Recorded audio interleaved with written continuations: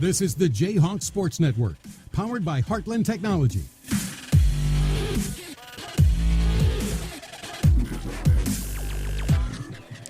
Welcome aboard the Jayhawk Sports Network from Heartland Technology as we have what could be our final home game of the regular season. But of the full season, I guess time will still have to tell.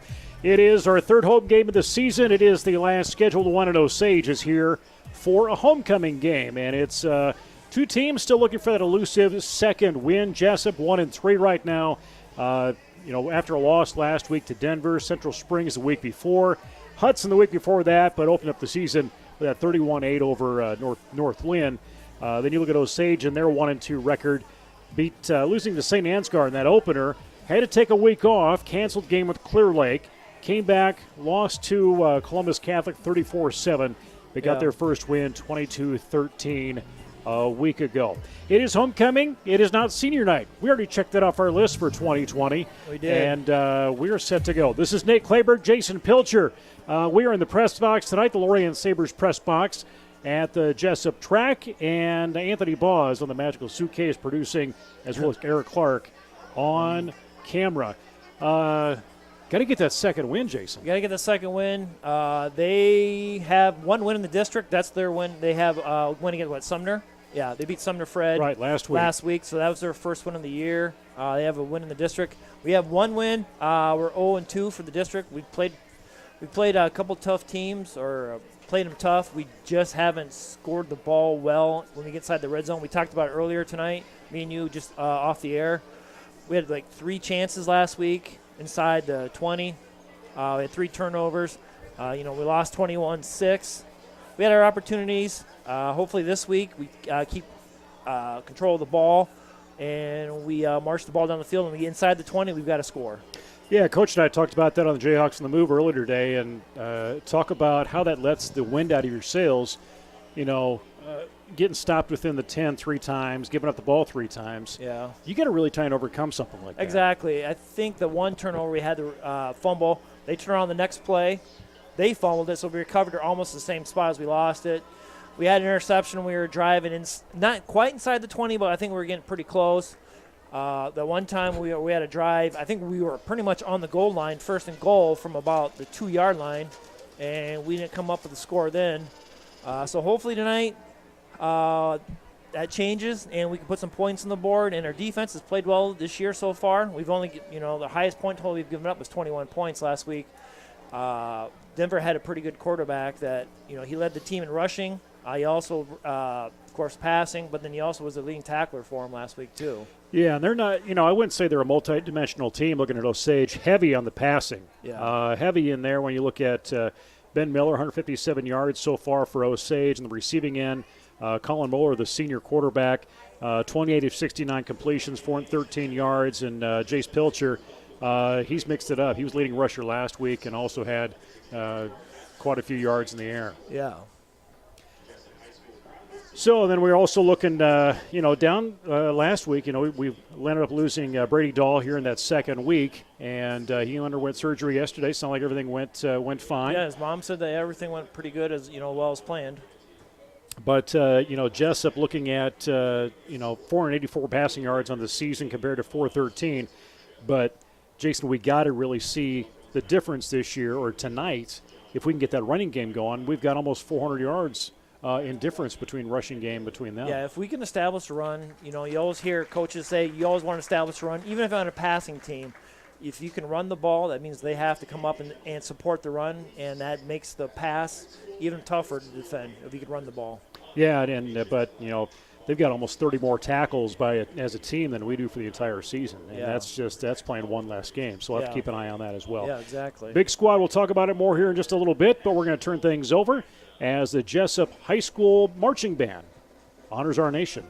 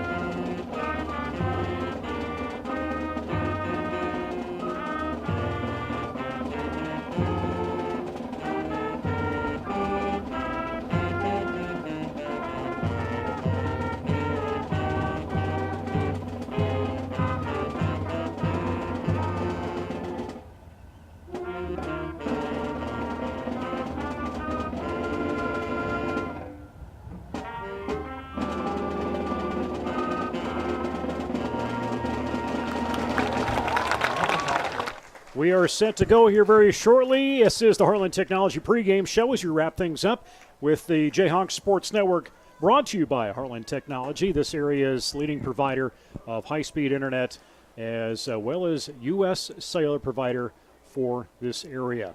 Again, I'm Nate Klaber, Jason Pilcher, Anthony Baugh, and Eric Clark all in the press box tonight as we get set to go. Jesup will be protecting that north end zone, Osage the opposite end zone, and Jesup will receive, Jason, so we'll see what advantage that has. Yeah, we'll put the offense on the field first, see what we can come out with. We'll see offensively if we can look to drive the ball down the field, score, of course, but pin them deep and see what we have.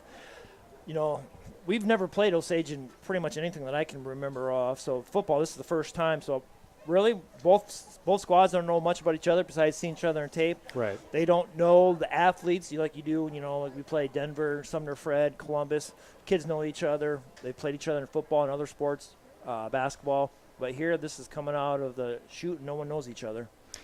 Coaching staff for Jesup, head coach Tim Sauer in his third season, assisted by Rodney Selesky, Paul McCone, Jordan Miller is the offensive coordinator, Ron Sadler on the defensive side, Steve Schmidt, Aaron Schutte, Ben Stevens, Jason Sullivan, all on that staff for the Jayhawks. As you see, a lot of them putting on their headsets on the sideline, and we will be set to go here again very, very shortly. Jayhawks again coming into this one, again with that record of 1-3 on the season, and Osage at 1-2.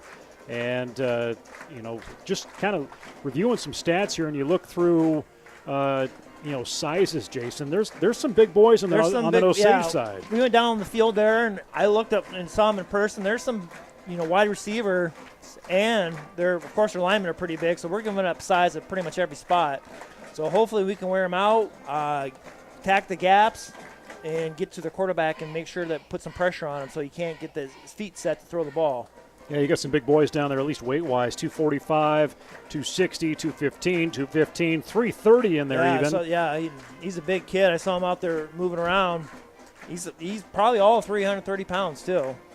So thanks for joining us on the Jayhawk Sports Network tonight, whether you're on Facebook Live or you're following along on our YouTube channel. People following along from Guttenberg. Nice to see the band of Rocklands bringing back their blue and orange, heading back this way. Nice. See if they can join us as Christy chimes in from the road.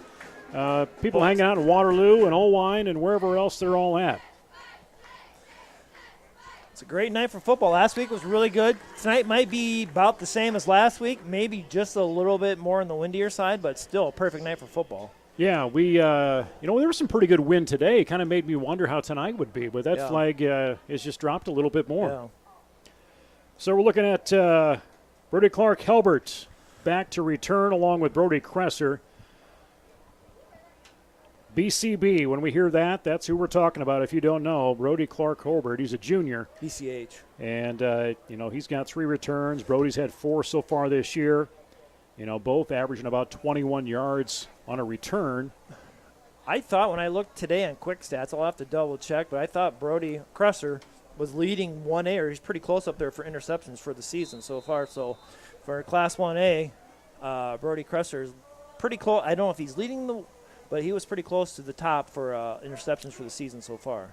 So we'll see Ben Miller, junior, 9 kickoffs this season. He's also their PAT guy, 303 yards in total kickoff. That's going to just pop up at the 31. Ooh. Yeah, that was. They had their runners on it, trying to keep that in, get a little more bounce on it. I think they're going to say it was their ball. I don't see how that was. No, they are going to say it's Osage ball. So just checking a little bit of a replay here. And, yeah, that's a concern as well. I don't see where it was touched even by a blue jersey. But once it goes past 10 yards, but it looked like it was going out of bounds. It just hit him. Kind of like last week of the Falcons-Cowboys game. If you watch that. So, yeah, our offense doesn't get the chance to field, so our defense comes right on. We're going to wrap the middle. There we go. Get a couple yards on that carry as Osage. Tanner Cole and Chewy are in there on the stop. We'll spot that at the 29-yard line. Tonight we got Noah Sheridan coming back. We were down the field, and I didn't know what he was playing tonight. He's got some broken ribs. So he broke that at Central Springs, so sat out of the game, and he's back. Try to get some size. Jace is going to be playing cornerback on the other side because we're getting up quite a bit of size on the wide receiver positions for. Quarterback Colin Moeller. He's going to be in that shotgun. Flank left side. Braden Oken. Nice stop. As soon as he caught the ball, Brody Cresser's right there. So defense responding quickly. They are already in since on that pooch punt or kick that they had, so they are already in 4-down territory. You see their 3rd down and 5. Spark that on the 26, heading to the north. Cars continue to roll in for tonight's game. Nice night for high school football. Yeah, like Coach Sauer said, you never know when they're going to pull the plug on this. So if you can get to any game, get to any game because you never know what's going to happen. Going a quick count, going up. Okay, Oken in the backfield. He's going to get that handoff, and short. Jesup will get the stop in there. Got his legs there. Looked like Bryce Glider wrapped him up. So it's going to bring him about 4th and 3. 4th and 2. Yeah, it's his 21st tackle this season. Yeah. Give credit to Bryce, a senior.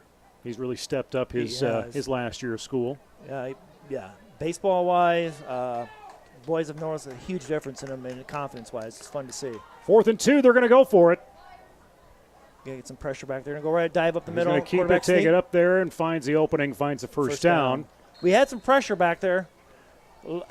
We'll see how their offensive line holds up. So far, defensive line hasn't had really that much trouble with them so far. Of course, it's only been the first series. So Colin Muller, the quarterback, heads over to the sideline, gets the play in, come back into that huddle, share it with the squad. It is 1st down and 10. That ball is on the 20 as they try and cross into that red zone. Going to bring 2 to the left side. Got one little bit to the right, and Connor Tabert. Going dive middle. There we go. It's a big stop. Nice shoulder tackle. Nice stop in there by Bryce Glider. Excitement. With right in the line of scrimmage, I'd say maybe about a half-yard loss. Tanner Cole in there to give him a good congratulations as he made that stop. Perfect tackle. Low, wrapped up his legs and put him right to his back.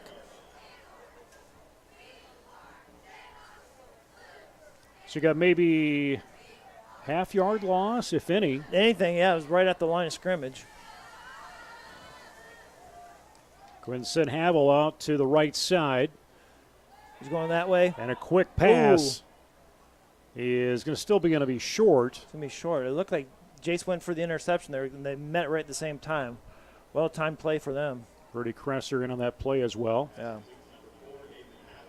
So we're going to 3rd down and 3. Spot that again on the 13. Play clock sitting at 26. 8:34 to go in this first quarter. Homecoming night in Jesup.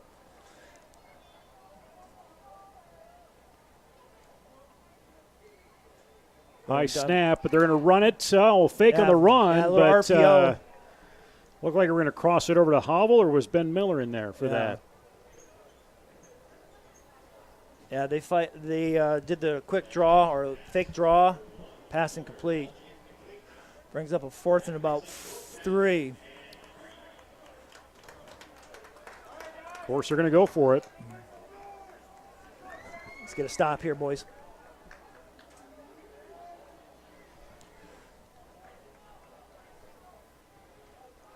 We've got doubles to the right.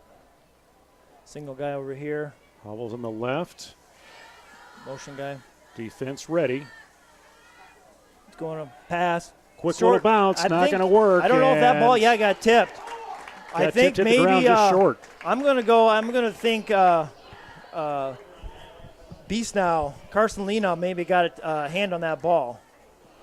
I'd like to see the replay on that one, but I think there was a tip on that one. I'm almost pretty sure that Carson Lena got his finger on that ball. Ben Miller, the intended receiver. I think you're right, too, as he was coming across that left end. Yep, looks like Carson just got his hand on there just to put that ball down on the ground. I think that might be one of our first tip passes of the year. It was good timing. All right, Jayhawks. They take over on downs for the first time, a little later than they had planned. But Jace is going to take that left side, takes a little step, but keeps rolling a little bit. Going to take about maybe about 2 yards. Yeah.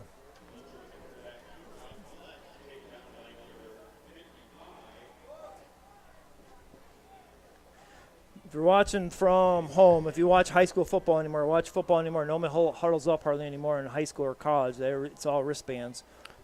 We saw that last week, too, with Denver. I think they were huddling up, too. So you'll see Tanner a little bit Cole more of it. He keeps driving, but he's going to get pushed back a little bit. Yeah. Little still straight up. You got a nice little gain there. Got about 4 yards. Yeah, it was a good run. Hovel on the tackle. I don't want to see Tanner up that high. You don't want to get those shots to the ribs. Got to lower his shoulders a little bit on that run. Brings up third and manageable for the Hawks when we pick this up. Nick Sadler at center. Splits on the right and the left. Looks like they're going to blitz on the right, so they're showing blitz. Yep, they're coming on motion, and there's a nice little opening. Jared tries to take that turn. Down down first down. Finds a little real estate, gets to the 30-yard line. Good block. Nick Sadler got out front. They got a lead block, and some Carson Lee now. A little delayed. They went the right side. They blitz from that side, and that's where we went right through there. Good play. Clock's at 7 minutes as they move the chains. Play clock underway. Everybody checks their wrist. Match up the code. See if they can unlock the secret weapon here. Tanner into motion again. Jarrett's going to get the call, but he's going to get whipped down. He stays on his feet, but they'll move that back on second down. No, they're going to hold it right there. They're going to stay right at that line of scrimmage.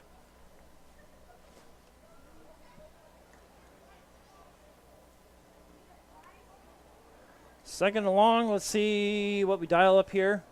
Maybe a play action, see if we can get somebody going down the field. PCH on the right side. Pilcher hangs on to it. Jarrett going to hold on to that block. Jay stays on his feet. Yeah, 5-6 yards in there.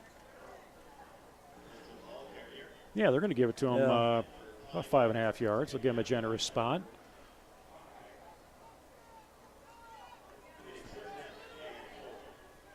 So put that at the 36. Still trying to get into Osage territory at third down.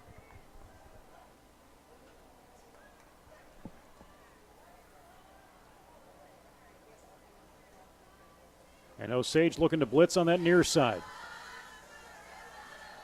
Jarrett gives Jace some time, but he gets taken down for that loss. Yeah. Wow, that's going to be quite a setback, 7-8 yards. They're bringing quite a few kids up from the line. Hopefully we make an adjustment. Maybe instead of doing a 3 to 5 step back there, maybe a quick pass, 1-2, and let the ball go. So nobody yet to score here is Osage is expecting to get the ball back in their possession here. We'll see how special teams. See if Tanner get a punt off. Tanner Cole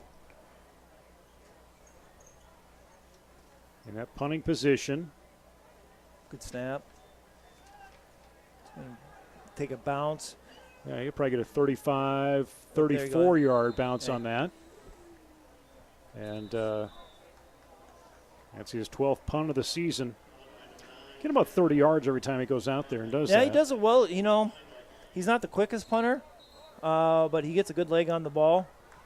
And it looks like it's for they're going to do a COVID timeout. Last week, we made the comment before, they didn't do that last week. Yeah, I asked Sauer about that today. He says there's been some adjustments. Now they're leaving that up to the individual school on how they want to take care of that. Yeah. You know, as far as sanitizing the ball. They're still doing the water breaks, though.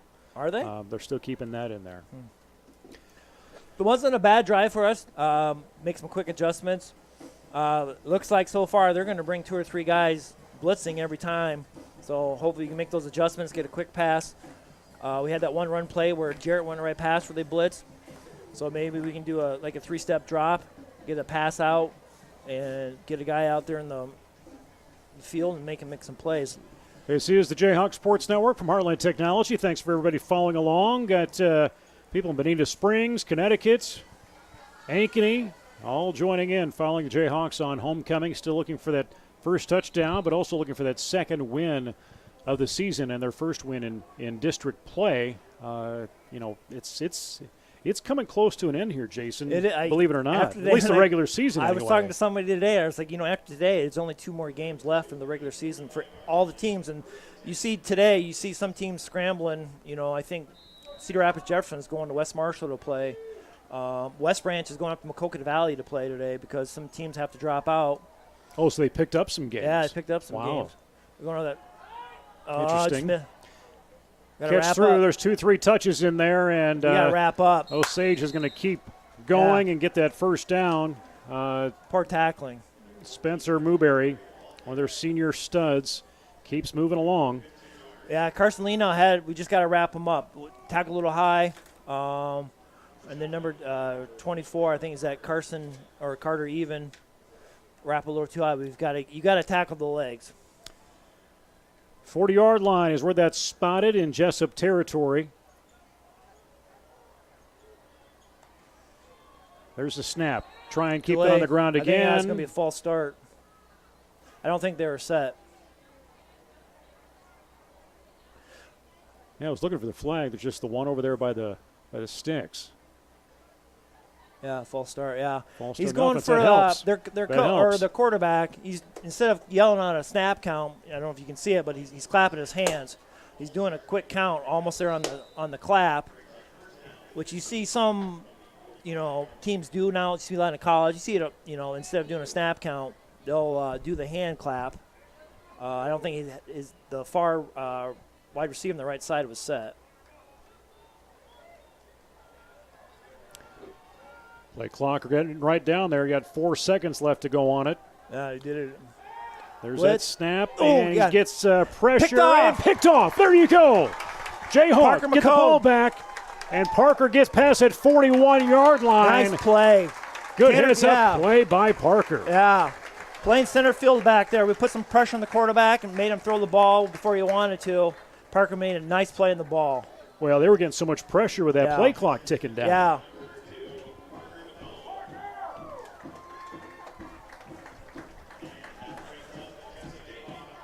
So that is Parker's second interception of the season.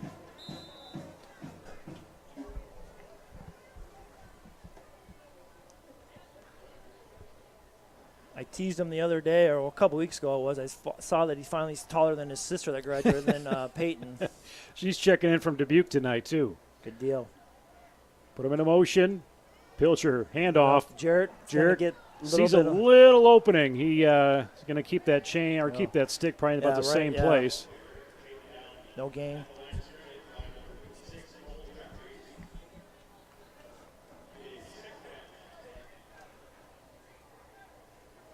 Second down at 10, 41. Jesup. I don't think have they even been into Osage territory yet? No, we got right to the 35, right where we're at now, I think. Pilcher's going to pass it, throw it up. We haven't seen the throw too much tonight, and Jesup's going to give that ball up. That was a little of a throw up one-on-one ball.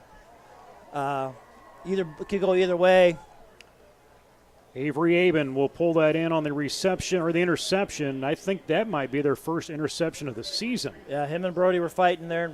Brody's maybe's got to get a little bit more aggressive, fight the ball. That was a 50-50 ball that we just didn't come up with.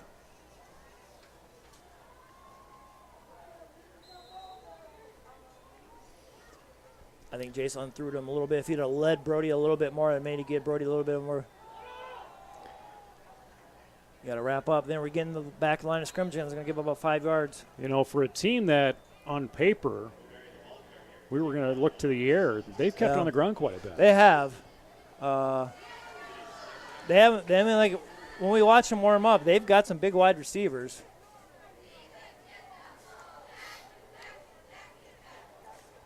But they put their big boys up front, try and open those holes. Yeah. Connor Tabert here on the left. along with Spencer Newberry. Going to put Newberry into motion. He'll get the handoff, and that's better. Pursue the ball. Good. I think Dale Gardell hung onto that ankle hard.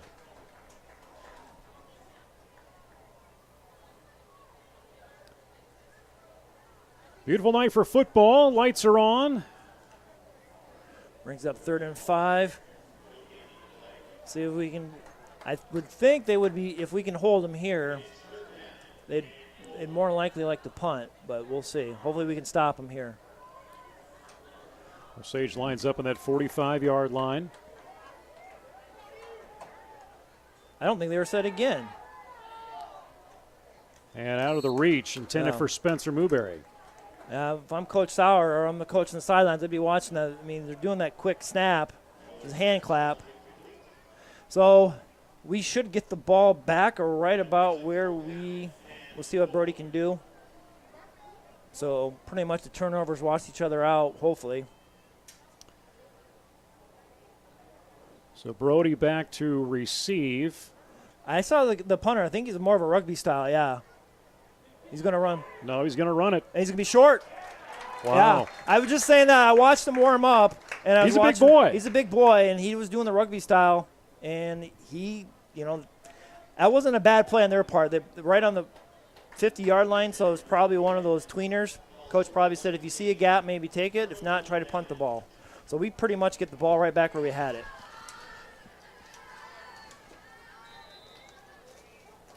Yeah, look at Ben Miller, that punter. 6'2", 200. Why not give a shot at it? Yeah. All right, Jayhawks, your turn again. Only got one play in last time. And Pilcher's going to come near side, tuck it and go. Gets past at 40, pushing to the 35, maybe down to the 31. Nice run by Jace. Good block. Brody Clark Herbert, BCH, had a nice block.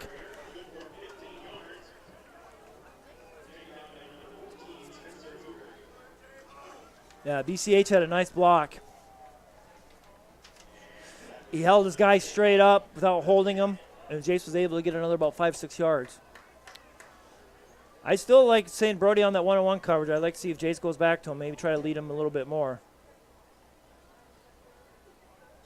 I'm going to go option or pitch out to Jarrett, see if Jarrett can turn the corner. He's got to get upfield. That was a good pursuit. Tried that quick pitch out to there. And that was the punter that came after him. Quick pitches are one of those plays that either they goes for a lot or you get a big loss, which we just had there. Because that pitch goes right out and they're lateral with the field, and he's got to turn the corner. If he turns the corner, it's a big gain. Yeah, there was a missed block in there that allowed him to get in there. Yeah. Second down at 15. And they got to be quick off that ball and find those openings as Tanner Cole will get through. Tanner's going to pick up about 3 on that. Been average about 6.2 coming in tonight on his carries. 1 touchdown this season on the ground. 51 seconds before the end of the first and switch sides. Don't want to go for all here. Let's see if we can pick up some of this to make it a manageable 4th down. They just ran us to pick up 5 yards. Yeah, they came across. That's what we needed. They're anxious to get that blitz in. They've had a lot of success with it, so they're going to keep going. That's a hard count. Yeah, I'm saying. Now we just need to take advantage of it. Yep. So it's going to put about 3rd and 9, about. Yeah, put that at the 30-yard line. Now they're blitzing heavily. That old line just needs to clamp down those holes. Contain that front line on the defense. 1, 2, 3. Get screen. There you go. Upfield. Jarrett trying to get past the line of scrimmage, does so, dives for that 30 or 25. Good play. Get about half of it there. That was a good screen. Didn't quite make it out of bounds. No. And I think we're just going to wait out the first quarter. So we are scoreless at the end of the first period here in Jesup tonight. Week 5 of the high school football season, as 3 seconds will tick off the clock in that first quarter. And we'll switch sides. Jesup going to head to the north. Osage going to head to the south. And, it's we've seen turnovers from both sides. Yeah, each team's kind of feeling each other out a little bit. And I think, that seems to be the thing is both teams are still trying to figure out which direction they're going to go on offense. Their interception came off some heavy pressure. We put some heavy pressure on them. Our interception was a 50-50 ball out there. Brody, 1-on-1 with the kid. Jace did underthrow the ball. I think if Jace throws the ball up a little bit more, gives a little bit more air underneath there, Brody probably has a little bit of a better play. So we have a big 4th down. What is it, 4th and 5 in their territories? Yep. Pick this up and continue the offensive drive. If not, if we give it up here on downs, at least we pin them back. Right. Tomorrow, high school volleyball up at Decorah. Big tournament going on up there. Monday, middle school volleyball hosts AP. JV volleyball going to be home with Owine and Independence. Yeah, the and girls. then JV football Osage here on this field Monday. And then home cross country meet, right? Tuesday? Yeah, Tuesday. Yeah, big meet. Just finding that they get the and they host the state qualifier. Yep, yeah, they do. They do.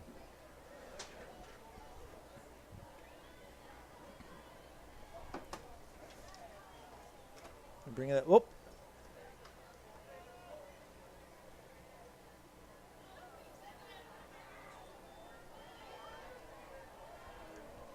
Come on, Jared, turn the corner. Trying to make it a net. Yeah. Not going to work on 4th down. Yeah. They pursued the ball well. Some statistics coming up from that first quarter. Jesup, 9 of 22 on the ground. 8 of 31 is what Osage is. And you're looking at, just looking for total yards. 9 of 22 rushing, I said that. But, completions on the passing end. Not too many passes that took place during that half. No. Or quarter, I guess. Quarter, yeah. Both teams will run the ball. You're going to go that way. Jace already with 23 yards coming into this quarter. They're doing that quick. He goes on that clap. He's got to just be careful to watch the ball because he picked up about 4 or 5 on that play. Again, we were back there. We just got to make sure that when we get back there that we break down and make a tackle.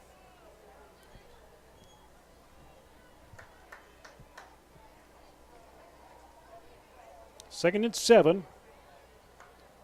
See what Osage will do offensively as they head towards that other end zone.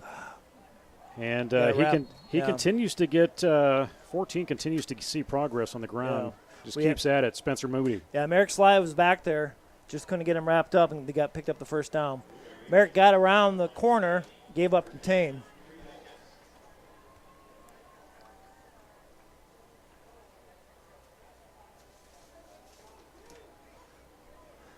Halftime, we'll get a chance to see the homecoming court that was christened, I guess, on Wednesday.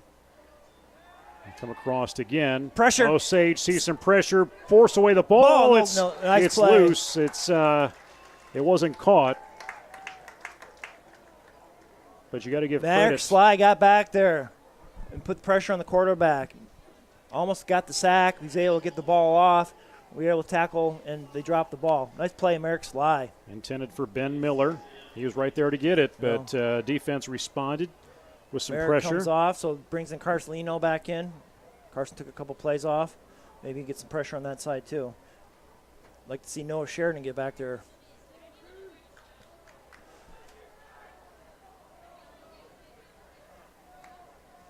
Going up middle, same spot. Don't get him outside. Go ahead. Again, we're going to Yeah, Sheridan was right in there, but he's a little late. Yeah, as it Sheridan went the other way. From on the other side. We've got to make sure on the defensive end, on that side, we're losing contain. He's going to give him the first. Yeah, they will give him first down at 10. They'll move that. Kind of generous spot, but we'll let it go. Spot down at the 45. We either got to get more contain out there or the linebackers got to feel a little quicker on that side. Off the near side, backfield, you see Braden Onken, the sophomore. Back to throw, and a low pass, but nice coverage by Brody. Yeah, I think Cresser. Looked like Bryce Glider got back there to rush that pass a little bit.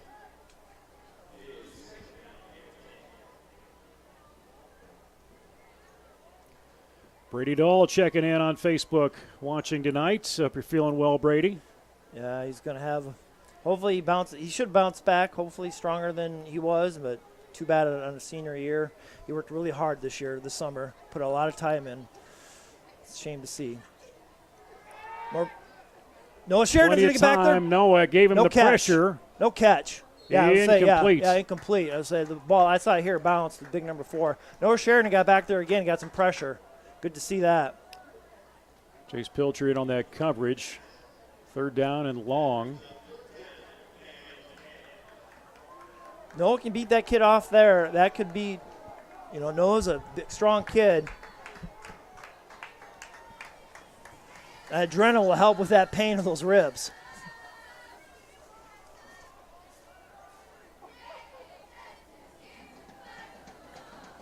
Taking 2 right side, 2 to the left. Pressure. Plenty of time to throw. No. Is it out of reach? Out of bounds.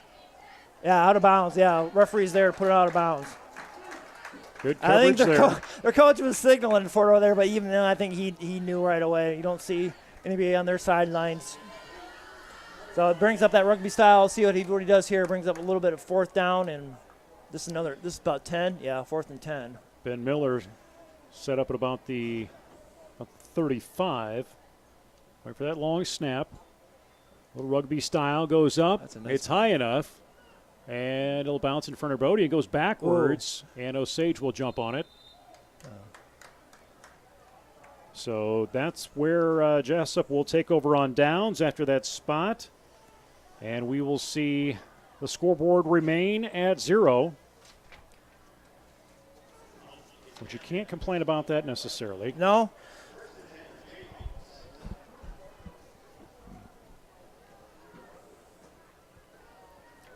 Really have yet to get into Osage territory on offense. Yeah, we get so close, and then we just get stopped. We'll see what we come dial up here. Since they're putting a lot of pressure, do some quick hitters up the middle. See him get Jarrett going. Bring Cole into motion. Pilcher's got time. Oh, he's going to heave it down the field. Brody gets it! Kick in the afterburners.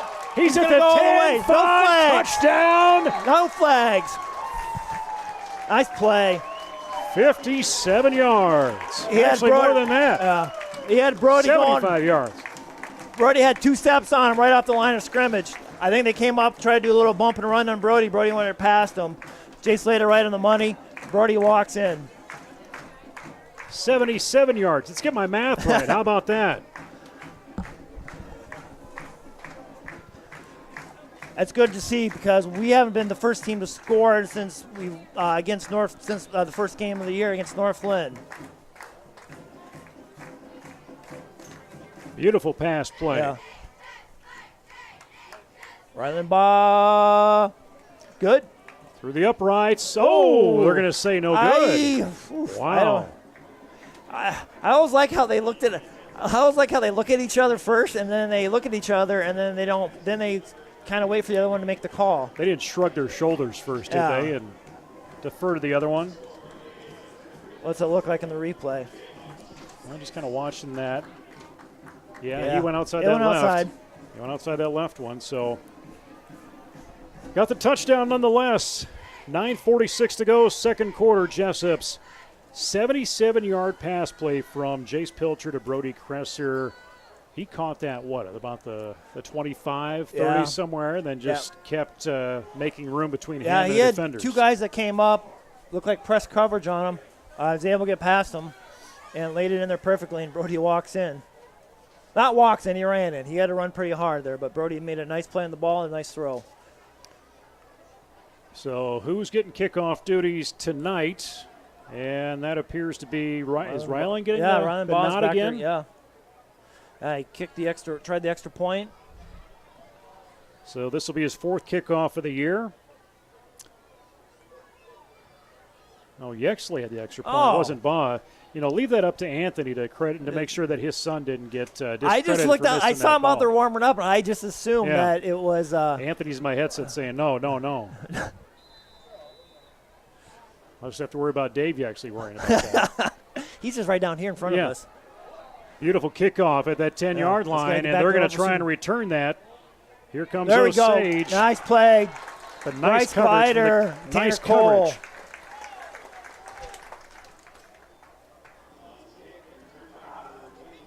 So now Osage gets their offense back on the field, down 6-0 with 9:40 to go.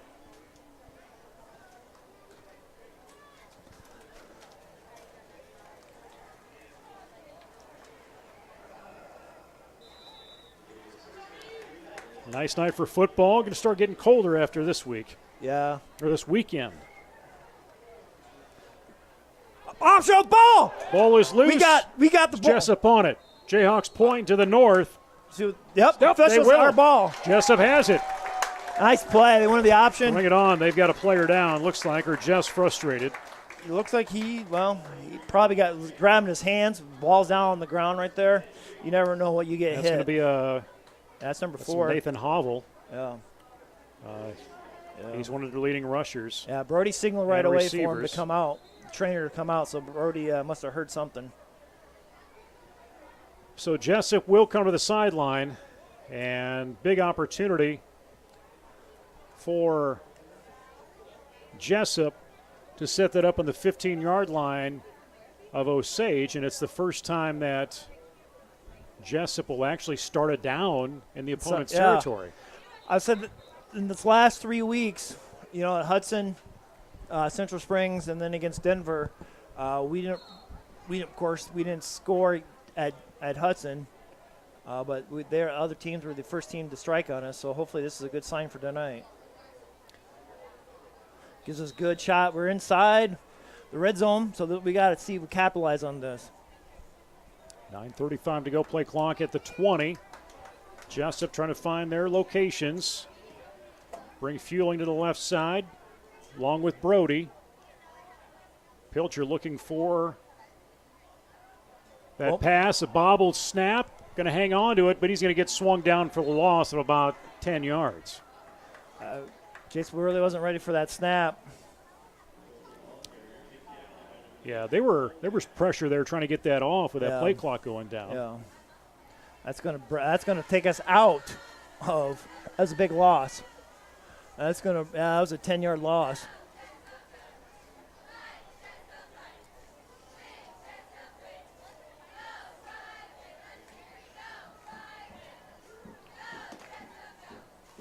Second and long. Jared up the middle. He'll get about 5-6 yards. And Fueling in motion, trying to mix some things up. Bring up.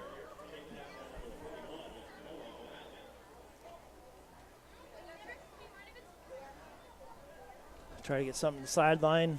Let's see, we got. I think Brody's going to take 2-on-2. Right, the safety shading over here on Brody.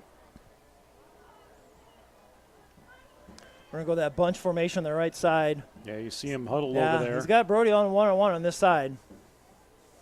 Delegardell behind Pilcher. Sees that snap. And Jason's going to tuck in behind Jarrett, try and get some yards. They'll see two tacklers grab on to Pilcher. He's going to get back to about the 10-yard, or within 10 yards of that first down. I'd run that formation again and see whether you can get Brody one-on-one on this side. Coach Ben Stevens bringing that play in out to the team.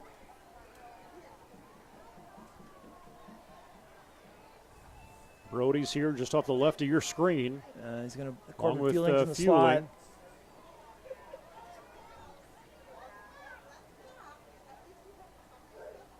Pilcher scans that line again. Looking to his left side. He's got pressure. He's got to stay going, but he's going to get knocked down, and Osage will get the ball back. They pretty much did. Brody went to the corner of the end zone. Jace couldn't get the ball to there. I pretty much had everything covered up, so a coverage sack. Well, it wasn't a sack, but he got.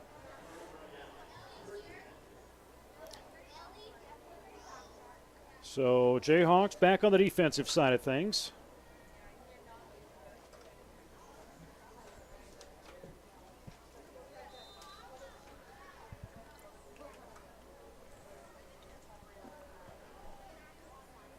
And they're going to line up with those receivers. Pass, quick pass out to them. He's going to try to go back in the middle. Good breakdown. Good play. Okay, you got Brody Kresser right in there. Good coverage, Brevin Dahl. A little bit of a wide receiver screen coming back. We read that well. Jayhawk Sports Network, Marlin Technology. I'm Nate Claybert. That's Jason Pilcher. As we bring you our final home game of the regular season, it is homecoming. Nice night. Winds maybe picked up a little bit.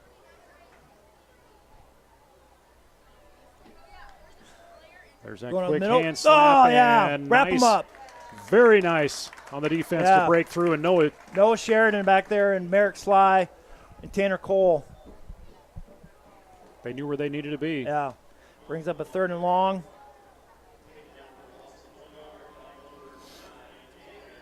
Got to keep the wide receiver in front of you right now. Don't let him get behind you. Force him that punt. That play clock moving. Jesup will come out of that, or Osage comes out of that. We can dial up pressure of Noah up front or the guys up front. That'll lead our linebackers in coverage. Going quick. Pass it. Yes. Nice. Yeah. Blocked down Carter by even. Jesup.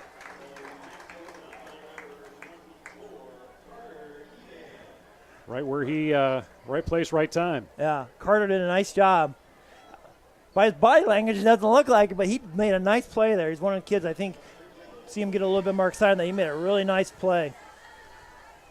Brody back to return. Miller on punt.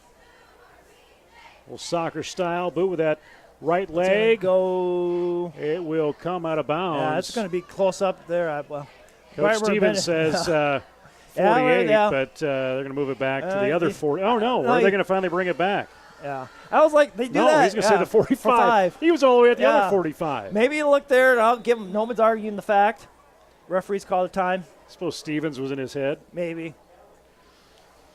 Craig Lacey joining in from Tennessee. Wishes he was on this field. He says the old field, but it's the new field at the old field. 6 minutes. If we can get a long, sustained drive, maybe put some points on the board, go up at least 2 scores before half because they get the ball starting the second half. Because we supposed to get the ball the first half, but they had a kick that stayed in bounds. Right.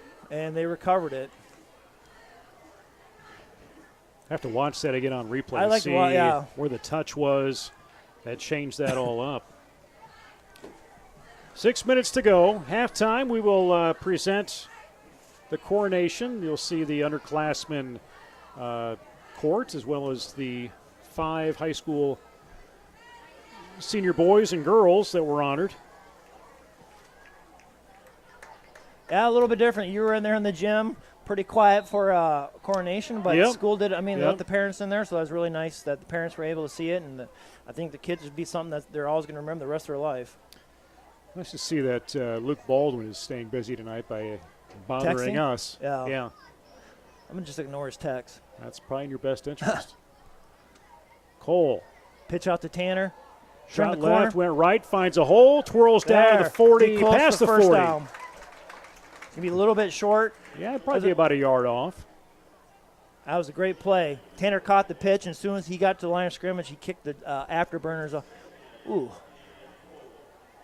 That's a rough spot. That's a rough spot. I think that we're ahead of that spot. The spot isn't where the ball is.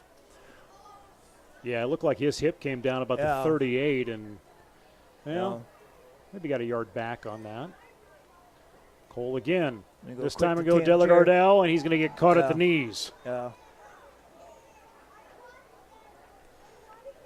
He's going to bring up a third and right at the line of scrimmage, so 3rd and 4. Remember back when you have to watch how many text messages you could send? Yeah, where you had you get a thing there so that you're close to your limit? Yeah. Sometimes I hope Luke would have that limit. Or data now, everything's unlimited. Right. I tell my kids to get off their phone because they're going to eat up the data. Yeah, can't do that anymore. Can't do that anymore. Under 5 for the first half. We're going to little blitz Tanner Cole. It's gonna, he keeps fighting and fighting, and he might get 2 or 3. Yeah, but it's going to be ringing up short. Yeah, 4th down. Not a bad play. We just came up a little short. Again, the spot where the referee spotting the ball, where the marker is, we're a little behind the mark. We're ahead of the marker. So they're going to go for it, looks like. Oh.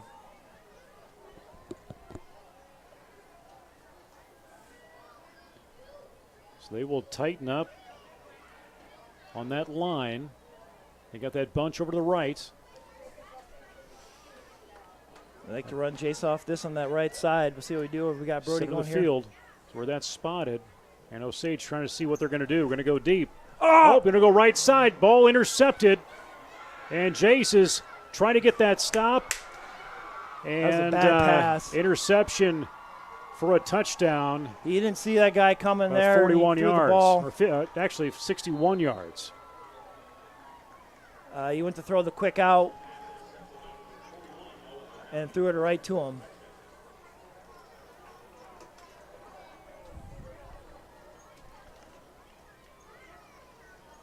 Yeah, he underthrew the ball. It looked like he had somebody coming out on the other side of it. Noah O'Malley, the junior. 61-yard return for a touchdown. And Osage will get a chance to go for, looks like, no, they're going to take a timeout. We have not seen a timeout from either team this game. So Osage will stop, decide what they're going to do. But, it was kind of a pressure situation anyway when you're looking at that 4th down. I think it was 4th and 4. Yeah, and pick 6. I thought Jace was going to go long, but he switched it up. And O'Malley was watching. Yeah, went underneath on the underneath route. Just didn't get enough on the ball. Left it short, and it was picked off for going 6 points the other way.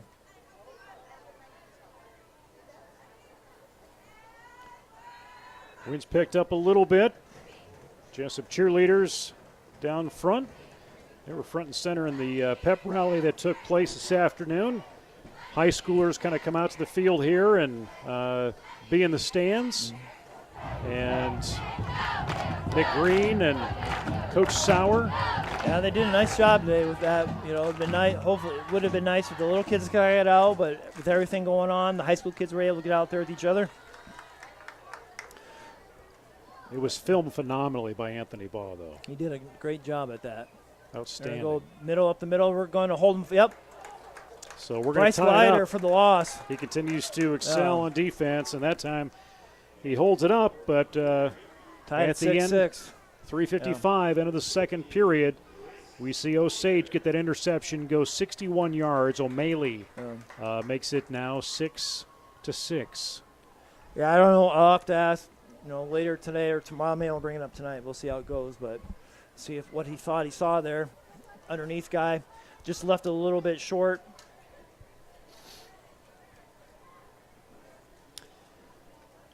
Yeah, 4 minutes again. Always good to go in that locker room with that lead. Yeah, that was a big. We had momentum even going there, and that kind of helps them up. Hopefully, offense we come back here in the field. Get a scoring drive. Like I said, they get the ball to start the second half. We still have we have 3 timeouts left, so we've got plenty of timeouts for this half. Crusher, Clark Hobart back to return. And here is Ben Miller. Straight on kick, and Parker McComb. McCone will have that. Hang on to it. Go down to about the 31. Not too bad place to start. See what we do here. If we go right back to the air, or we keep the ball on the ground. Tanner had some nice runs. We were just behind the chains on that when we had the ball there.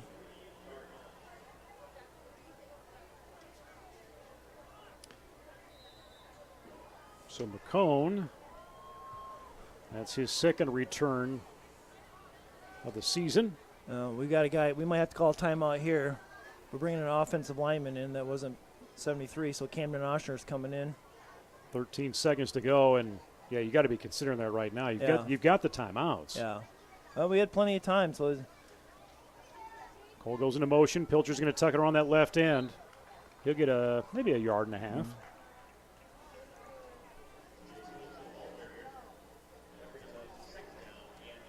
I'm going to give him 2.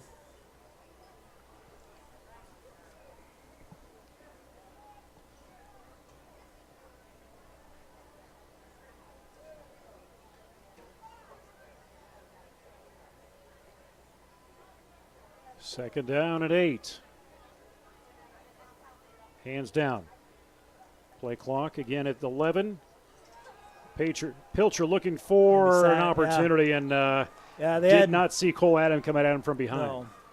He looked Brody's way. Brody had one-on-one coverage, but the guy was playing pretty good at that time. And number 7 that's Corbin Fueling. He had the double team going down the middle of the field, so pretty much a coverage sack for the Jayhawks. Or the Devil. Are they the Green Devils? Is that what Osage is, or are they just the Devils? I used to have the Devils, but just the Devils? Yeah, so Osage had a nice coverage sack. Green Devils. Green Devils, that's what I thought, yeah.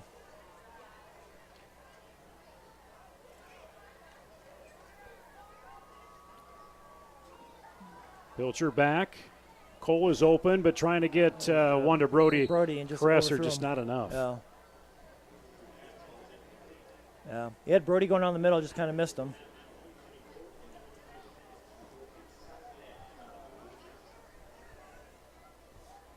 So Tanner's going to bring on. They're going to get the ball in pretty good field position. We got to get back. Hopefully, they don't get a big return.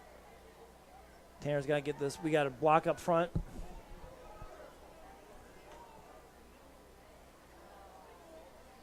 I think both sides right now are kind of confused with what they're doing. They're yelling. Osage is yelling.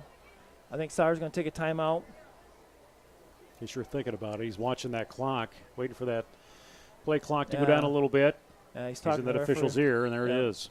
2 seconds to go, and Jesup will take their first timeout. Osage took one earlier this period. So as we get into next week, Jesup hits the road. Going to take off over not too far, but Columbus. Remember Waterloo? Well, remember last time we got, I don't say got in trouble, but we were told it's not Waterloo Columbus, it's Columbus Catholic. Columbus Catholic, that's it. So we go up there, and then we finish the regular season going up to Sumner. And I was looking today, and I tried to look online a little bit, but they still have, I would guess this next week they're going to have to announce what they're going to do for the playoffs for the teams, because you got you got 2 games left. You got a lot of schools sitting around thinking what's going to happen. Some schools aren't playing. I think we get through. I bet we don't find out until, well, they'll start to put their plan together. But obviously, we're not going to really know exactly until that Saturday or that Friday night, Saturday morning when they start plotting things. I don't know if they're sequestered in a room waiting for this stuff to come in like the NCAA tournament committee does. Exactly. Back to punt. Tanner Cole. Good punt. As Jesup has to give up Fair on catch. downs. Ooh. That's a good punt. Tanner did a great job on that punt. Pinned him back. That was about as perfect as he can go. No return. Put the defense back on the field. See if we can get a stop. Get the ball back. So Sage will see that ball spotted at the 37 or 27-yard line. And again, they last scored, not on offense, but that defensive. Yeah, interception there, a pick 6. Yeah, it took it quite a distance, 61 yards down the other end zone. Maybe we return the favor. That'd be nice. That'd be nice. Hand off. There we go. I got to wrap up. Jesup looked like there was going to be that stop just past the line of scrimmage, but some of our gets guys 3 or 4 more yards. We were back there. We made some contact. We've got to finish those. We got a gang tackle. That should have been right at the line of scrimmage. We had him hitting the back of the line of scrimmage.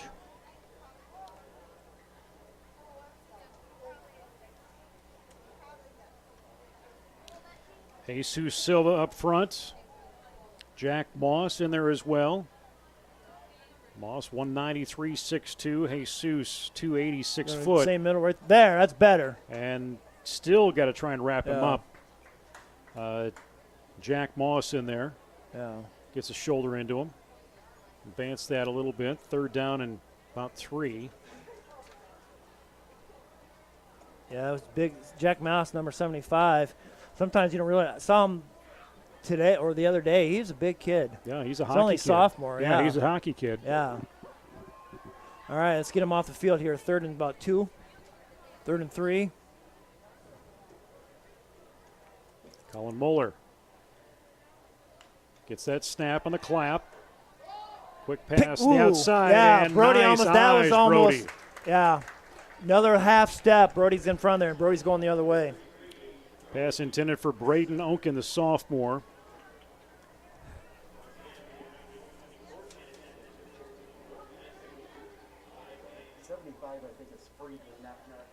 Oh, thank you. Zach Friedley, number 75. Give credit to Anthony for our stat keeper. Rugby style again. He's going to get it off. Get away. It's going to take a bounce for us.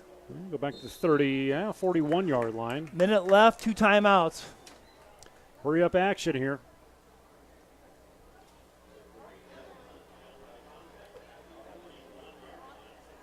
Yep, 75 is. Saw us take his helmet off. That is Zach Friedley. Okay. So I was going to say, I didn't think that was Jack Moss, but.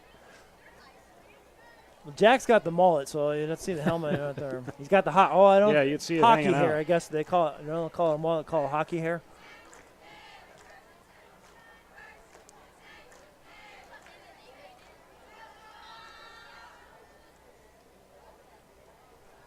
Yeah, they got some jerseys mixed up. Yeah, Jack Moss down number 70. Pilcher back to pass. He's at the 32. Going to take it and go. Gets past the line of scrimmage. Looking to go out of bounds. Stops the clock. 47-yard line. Still about 3 yards to go. 47 ticks left to go until halftime. Stops the clock. Halftime, we'll get some stats. By Doug Ardell, Don Cole. Eric Cresser on the iPad. He wasn't too confident in his statting ability, but I said, don't sell yourself short.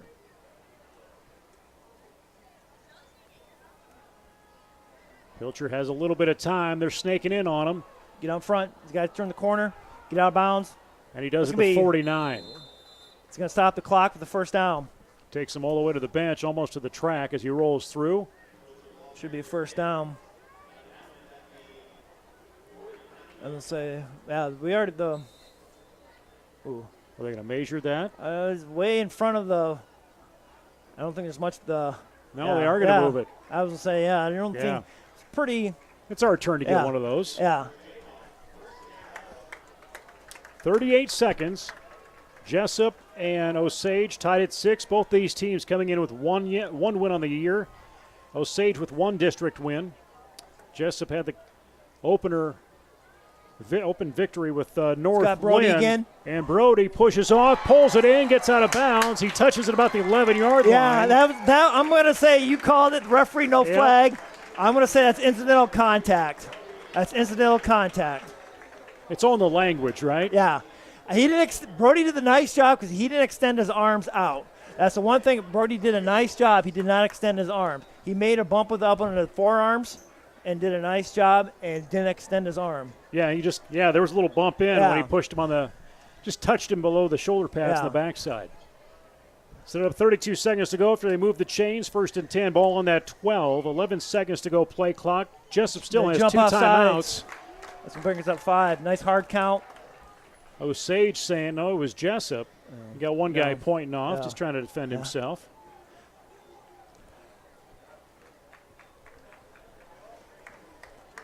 Convert. Take advantage of it. 2 timeouts, 32 seconds left. 10-second difference on that play clock. Nick Sadler Points out. Oh. She comes up from center. Pilcher looking downfield. He's going to throw it beyond the track. Yeah. There's a guy over there. It's not Downing. That's no way. He had Corbin Fueling over there in that spot. I don't understand. That's a no. They should talk and say, no, that's no way. The far line judge didn't throw the flag. Wave that off. They're saying he threw the ball away? Yeah, they're saying because instead of taking the sack, he threw the ball away, which he did, but he had Corbin Fueling sitting out there in that spot. He is going to call it. Yeah, you see the so that's going to back up, 5 yards and a loss of down? Yeah, you see the frustration Ben Stevens and Coach Jordan down on the sideline kind of have right now. Yeah. That's Ben Stevens you see in the bottom left corner of your screen, that offensive staff. And you see the down marker trying to decide. Yeah. Is that Ricky Nolan over with that, just trying to decide what he's got to do? Yeah, I think so. Okay, so Stevens with that call out for the offense says now you set up second and long, or second and 5 on that 19. No, I think they have moved second and 15. They haven't changed it. I didn't think that was right. Yeah, second and 15. So it must be. Pilcher fires her. Tanner Cole in, touchdown. Pulls him in, pulls him down. Tanner Cole for the touchdown. 19-yard catch, Pilcher to Cole. Tanner Cole did a nice job sealing him off, goes up for that ball, catches it with 2 hands, protects the ball. His body brings it down, comes down for the touchdown. 2 passing touchdowns this game.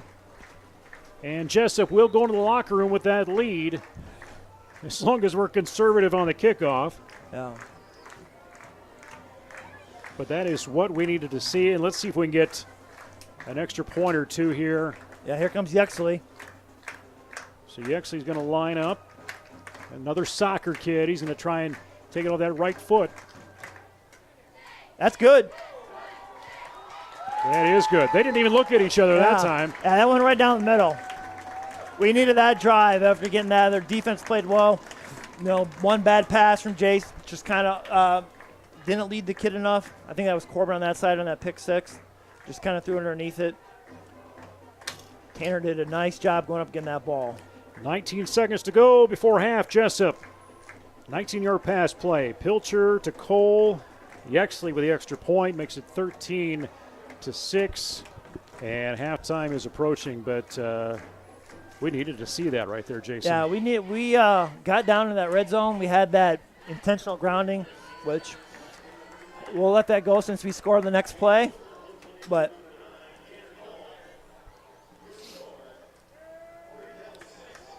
now defense comes out. We got to get a kick. You don't want to give. So far, defensively, we haven't given up. We've given up a couple. We haven't given up a big play. So we've kept them in front of us. Don't want to kick the ball out of bounds. That's one thing right here. I think Coach Sauer's probably telling them, keep the ball in play in the field and get down there and pursue the ball and don't overplay the ball. It means stay in your lane and don't overrun the ball. So now this is Ryland ball out to the kick. So, yeah, we saw other people touch that ball this year as far as kicking, and it's nice to have some options at that spot between the extra points, kickoffs. I think we'll see after this kickoff. There we Ryland go. Nice Boot kick. that. Talk about a leg. Ooh, that's at the gonna be back 5-yard line. Tanner Cole's going to keep there. Parker McComb got pushed out of bounds, came back in, and made a nice play. He saw him coming, put that shoulder into the Tanner kind of did what I said. He sprinted back there, but kind of overplayed the ball. But Parker came back in bounds and made a nice play. So 13 seconds left. See if Osage, I would guess they still have 2 timeouts left too. If they get the ball right away, so we'll see how they come out and play this. Got to go long, I would think. Yeah. Naturally.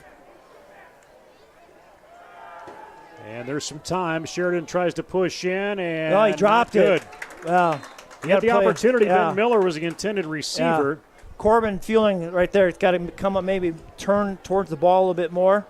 He turns his head to the ball, plays it a little bit more. I think he could have probably picked that off. Him and Parker were back there. Looked like Noah Sheridan got back there for some pressure. 8 seconds to go. Chance again from the 32 of Jesup, or 32 of Osage, I will say.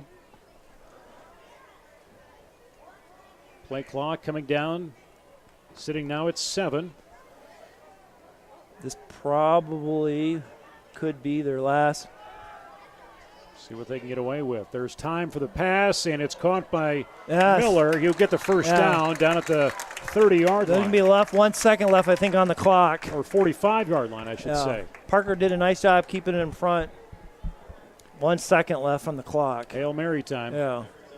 This is where, if Coach Sadler's out there, they call the timeout. You don't bat the ball up in the air. We don't want an interception here. It doesn't really matter.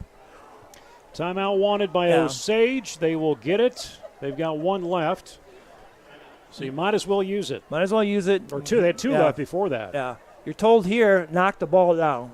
Just like in volleyball, you're going to spike the ball down, right down in the ground. You don't ever want to tip the ball up in the air, because if you go to a football practice, they do practice. They call it the tip drill, where they practice this. So every team has done this before. So right now, we'll probably go on some sort of prevent, keep them in front.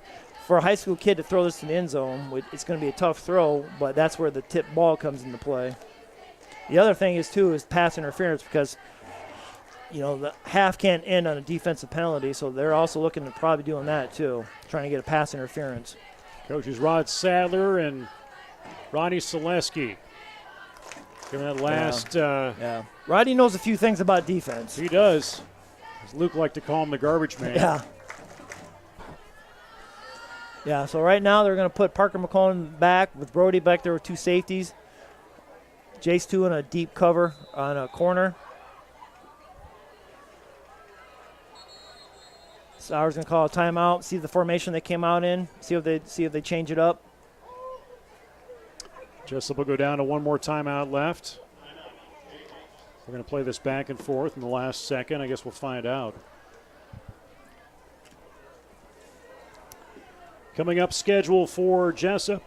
Like we said, travel to Columbus next week over in Waterloo on the 2nd of October. Columbus right now 3-1 coming into tonight. We'll check some scores at halftime. And then the final game of the regular season at Summer Fredericksburg, as they are looking for their second win of the season as well to date. That'll be on the October the 9th. The other thing I want to make sure that we get told or shout out to is Amanda Treptow had her first varsity win across country the other night at Denver. Right. Being a sophomore, she's a junior. For being junior, she's ranked in the top 10. Something like that. I forget what she's ranked. The girls team is they're all ranked down. Amanda. That's a competitive group. You got the right girl's only a freshman. Yeah. You got some runners on JV that fight for those spots too. Yeah, those girls have done boys too. Nick's got the cross country team running really hard. Yeah, shout out to Amanda with her first varsity win of the season, of her career too. Sorry. There we go. Noah Sheridan's going back there. Keep fighting. You're going to throw it long ball down, and that's as far as you're going to get. Got to get some passing yards in the stat book, and that's about all you're going to get. Yeah, that was exactly what you wanted to do. Keep them in front, let them catch the ball, and then tackle them right away. Ben Miller on that reception, and that will send them to the locker room as Jesup heads towards the maintenance building, and Osage will find their way to see what adjustments they can make here at halftime. But, as I look at the scoring here, Jesup with 2 offensive touchdowns. Second period, 9:46 to go. Jace Pilcher to Cresser, 77-yard pass play. Extra point, no good from the Exley, makes it 6-0. Osage gets on the board, now with an offensive touchdown, but a defensive touchdown, 61-yard interception with O'Malley. The 2-point conversion, Jesup able to get the sack on that, making it 6-6, and then changing the way things were flowing here with 19 seconds to go. Jace Pilcher, pass to Tanner Cole in the end zone, jumps up, pulls it in, and he gets pulled down, hangs onto the ball, 19 yards. Yaxley extra point, 13-6 is where we're at. Talk about a game. Yeah, really good game, close game. We've played well we could play a little bit better. Osage is going to come out too. They're going to see their adjustments, how they're going to come out offensively. Defensively, we've done a really good job with them. We haven't given up any big plays. I think we can wrap up a little bit better sometimes on their running plays. Offensively, we keep doing what we're doing, take care of the ball. We had that pick 6 there. Hopefully we take care of the ball, don't have any turnovers, and hopefully at the end of the game we're victorious. Yeah, so get from our stat crew down the field, Jace Pilcher, 4-7, 138 yards, I think is what that says. With Cresser, I think 113 yards, 2 catches on the ground. Jace leads with 43 yards on 7 carries. Tanner, 4 carries, 13 yards. We're going on the field with our court.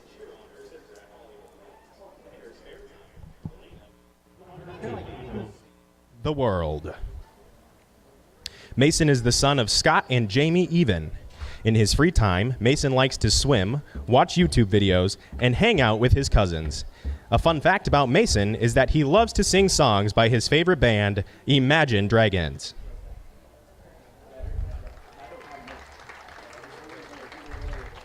The junior attendants are Leah Becker and Nick Sadler. Leah is the daughter of Mike and Jenny Becker. She is involved in student council and volleyball. In her free time, Leah enjoys worshiping Shrek. Nick is the son of Ronald and Brenda Sadler. He is involved in football, track, speech, student council, men's leadership, drug and alcohol abuse coalition. A fun fact about Nick is that he trains dolphins to work for the Russian mafia.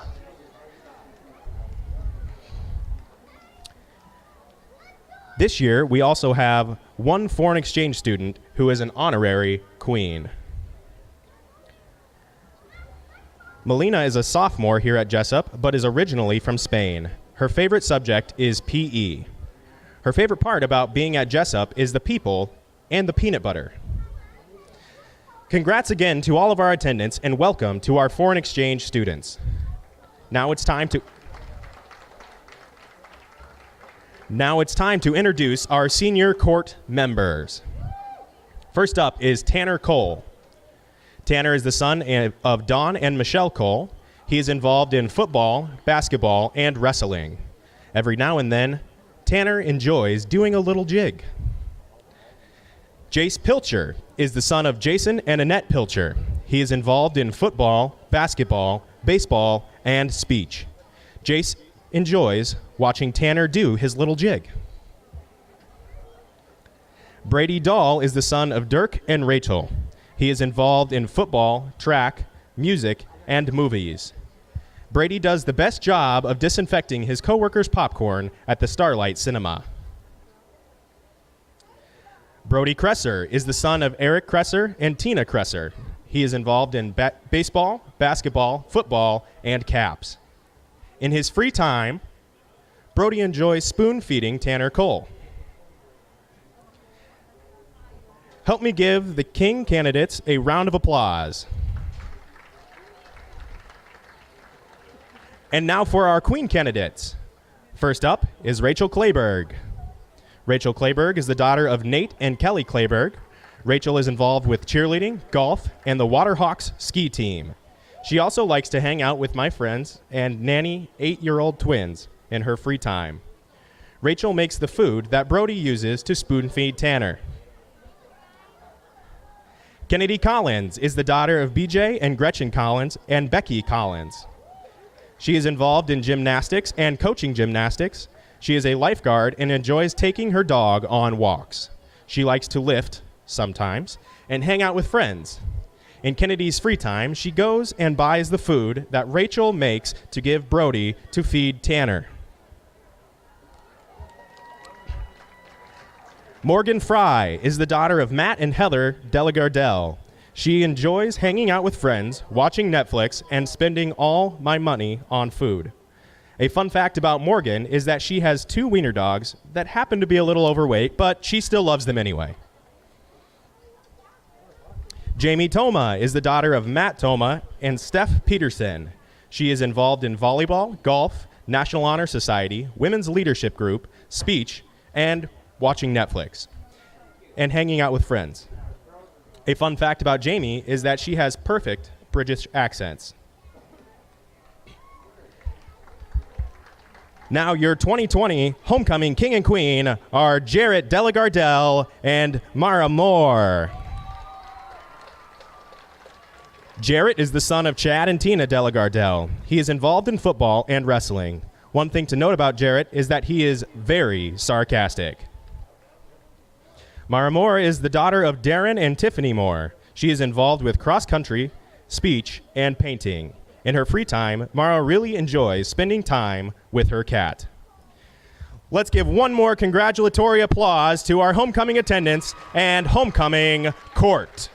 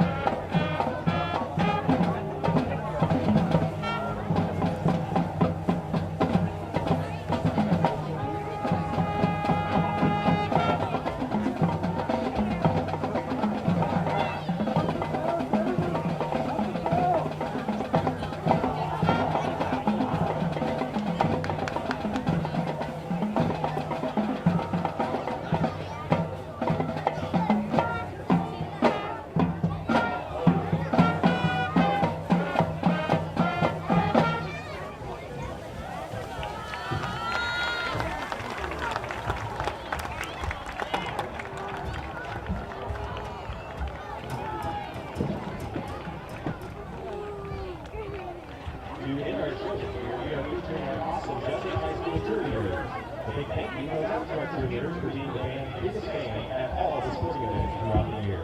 We love working with you. Here is the very good minute. Shake it off.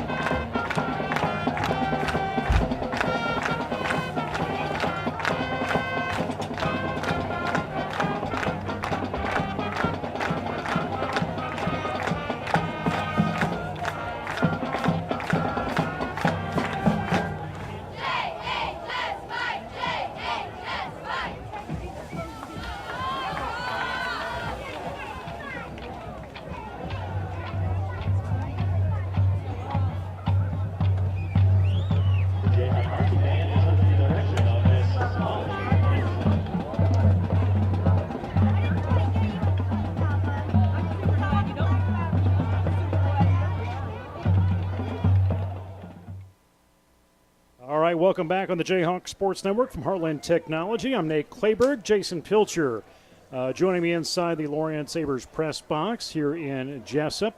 Eric Clark on camera, and our on-site producer, Anthony Baugh, as he's switching back and forth.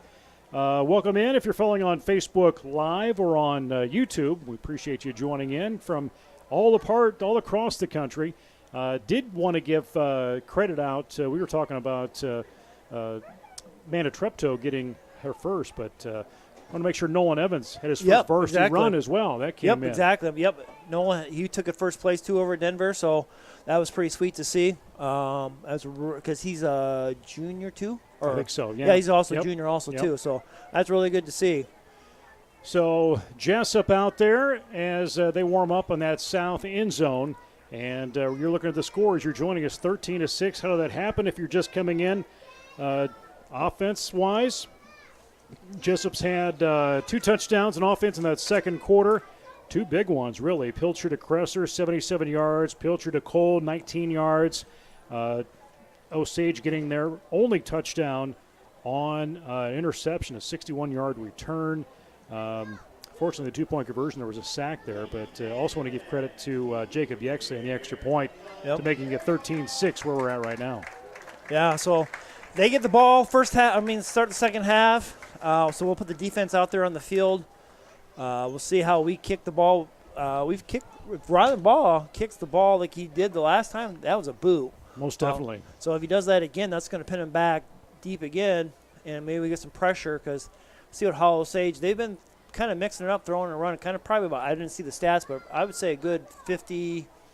It seemed like they're there at the end. I know they're trying to throw the ball because they were, only had a few seconds left on the clock, but they've done a level with ours. It's got to be pretty even as far as for runs to throws. So we'll see what which team comes out with a little bit more gas and momentum here in the second half. Which team makes a little bit more adjustments on both sides of the ball. For us, I'd like to see maybe if Brody's got some more one-on-one, see if we can hit him on a few passes. They're just going to have over that corner that one safety come over and take him one-on-one. As you saw in the one play, Brody can pretty much beat anybody one-on-one. So it'll be interesting to see how we play that. See if we get Tanner or Jarrett run the ball. Jason's run the ball well sometimes. If we can keep running the ball, that's going to help the passing game. So that way we don't have to get, they bring a lot of pressure. Osage has brought a lot of pressure up front, blitzing quite a bit. We've taken advantage on a few plays. So hopefully we can get some time back there, make some adjustments, and put some more points on the board. Got a couple more minutes here. They put on the clock as we get ready for the second half. And, I got to comment quickly. If you were sticking around during halftime, and I think that's the first time I can legitimately say that's Jesup's high school marching band. Yeah. They were on the field putting formations in together, playing at the same time. That's – you got to give a lot of credit not only to their director, Molly Emerson, but those kids that have stepped up to come out and be a part of that program and continue to grow it. Yeah, I think I saw some junior high kids out there with them, so that's really cool to see. That's the other thing. We've said this before. Basically, if you're in high school, you got 4 years. Get involved. Do something. Band, choir, speech, plays. Fall play would probably be starting here for practice soon, I would think. I don't know if they're even having one or not. Yeah, exactly. That's a good point of getting people in. So we'll see how that goes. There's some discussion, how speech is going to be. Is that going to be in person or online? Like talking to Nick Green about. Yeah, talking to Nick Green about. We're still trying to figure out how that's all going to work out. But it's. Really what we have to do right now is just adapt and adjust to what's presented to us. And looking at some scores right here I see in our district game, Columbus is up 21-0 starting the third quarter. Looked like Wapsie up north. They've got a Columbus tough game tonight. Columbus has got Sumner Fred, and they're down. Sumner is down 21-0, so Columbus is up 21-0. Looks like Southwind's up 12-0 on Wapsie, just up a little bit north of here. And so just checking some of the scores. Ryland Baugh set to kick things off as that ball is spotted at the 40. And he's got the foot on him. It's going to make it land at about the 17-yard line. Osage will return that. About the 35, 36. Going to get quite a return on that as they get towards that out-of-bounds side. BCH there with the tackle. So it's going to see how we come up and play the defense.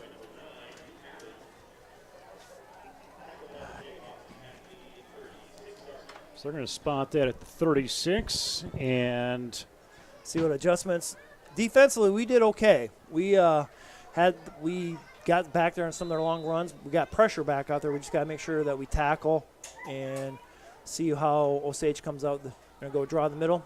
And that's good well play right there. Good gang tackle, about a yard. That's going to give him about 2. Yeah, they're going to spot that, move that up to the 40. That wind has picked up a little bit more from that south. Yeah, I was giving about 3 yards, but that was a good gang tackle. Chewy's going to come in. Adjustments from the sideline. Oshner's going to come. Is that, yeah, Camden Oshner. Cannon will come off. And there's some coverage. Quickly making those adjustments. They're going to take it up the gut and 2 or 3 yard gain. Yeah. Nice job. We kind of back there, and Bryce Glider did a nice job coming in and wrapping the ball for about just a 1 yard. I guess I'm going to give him theirs. Braden Oken, the sophomore on the carry, been averaging about 4.2 yards coming into tonight. Squad and defense. third down, trying to get that crowd going. Yeah. Pass. He's got the time, and sack. there's pressure. There's Noah Sheridan. Noah gets what he needed to do, and it wasn't without a fight. Merrick Sly was back not there. Without a fight. Yeah, Merrick Sly and Noah Sheridan back there. That's going to make him. That's going to force Osage to the punt. Bring in Oshner. Yeah. Merrick Sly did a great job getting back there. Noah came and cleaned it up.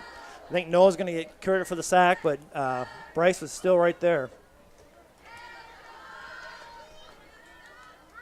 That rugby style is going to look. Miller kicks it up on the 28. Almost got touched. Cresser will take it, put the knee down at the 33-yard line. Good 3 and out. For the defense is exactly what you want to do. Had the momentum coming out of the locker room after that touchdown with 19 seconds to go before halftime. And it was, 4th and 4 when that touchdown finally came through with a big 19-yard pass. Yeah. And, Tanner had to jump up for that. He did, and he went up there, grabbed the ball with 2 hands, put the ball up to his body, came down with it right in the end zone. Yeah, smell some hamburgers out there. We got some tailgating going on. Got a wing formation there, or a wishbone formation, and there goes Cole. He's going to take the run and take it a second down, and they'll spot it right at the 35. About a 2-yard gain. Yeah, a little split back. Looked like a pro set.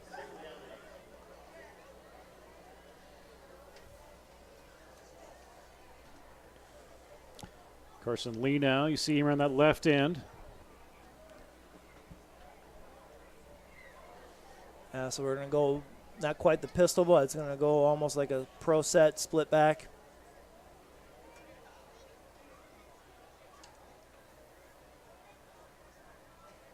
And looking for that blitz on the right side. Nice coverage, nice stop. He's got BCH all the way. BCH trying to kick it in, but there is some pressure. No and flags. It makes it happen again. Oh, my God. 65 yards this time. No flags. BCH right there. Caught him right in stride. 65-yard pass play, 9:18 to go. Third period. Wow. Second play. I was set up. That was nice. Caught Brody Clark Herbert going right down the seam. Hit him perfectly right on there. And here comes Yexley to kick the extra point. Right now we're up, so I don't think we chase 2 for right now, so we can see him get the extra point. Brody Clark Herbert. Awesome. Good. Keeps getting better each time. Give him the credit for that. That is impressive. That'll give Jacob Yesley so far 4 of 6 on the season. Yeah, I mean, because I don't think it's first year out, I believe. I think and you're he's right. a big-sized kid. So maybe football will get a little bit more competitive. I know he plays soccer. I know going in the beginning of the season, he got hurt in the scrimmage. Cam Seahawks was looking to be the kicker, and I think he's got still not dressing right, he's not playing right now. He's still hurt. So kicking game going forward, we have some good legs. Yexley again with that extra point. I got to credit probably more of his mom's genes than his dad's genes with his, with that skill set. I hear that in my house all the time too. So Anthony, I'd hear that. Well, I'm going to give that more towards, I suppose that works in the Bauhaus, but Yexley house as well, I would think. Yeah.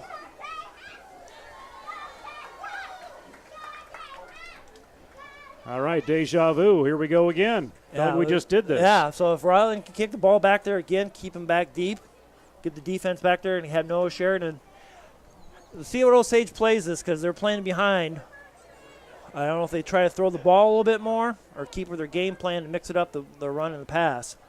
20-6, 9:18 to go, third quarter, and Ryland Baugh marks off at the 31. Take that 9-yard approach. Nice off the toe. And the ball's going to bounce. I don't pursue it. Get back to the breakdown. Bryce Glider going to make it. Tanner Cole. Nice job. Tanner Bryce took him up top. Yeah, Bryce did a nice job slowing him down, and Tanner came in there and forced out of bounds. Nice kick again. Well, you want to give some credit in there as well to Brevin Dahl, who went on that stop.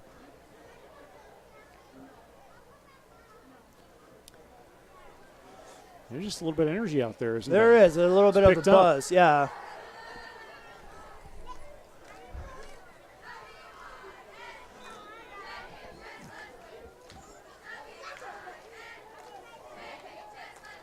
Going middle. Wrap up. There we go. Good job. Ball. Yeah, he's on the ground. Ball came out, but the referee is saying he was down on the ground. You know, we're getting good pressure. We hitting him there. He's still getting pretty good. He got 4. I'm gonna say he got by the spot about 4 yards. Spot that on the 24. Decent following come down from Osage. Stands relatively full along the sidelines too, outside the fence for Jesup here in the homecoming. Dahl here split to the left defensively along with Kresser. Look pass. Quick out the right side. There was a little bit of room out there, and Fueling will get that tackle. Corbin did a nice job playing a little bit off him. Made the catch, but he made the tackle right away. No gain off the first down. Osage will have the first down with the chains moving. Spot that at Osage's 40. Just sort north of that line.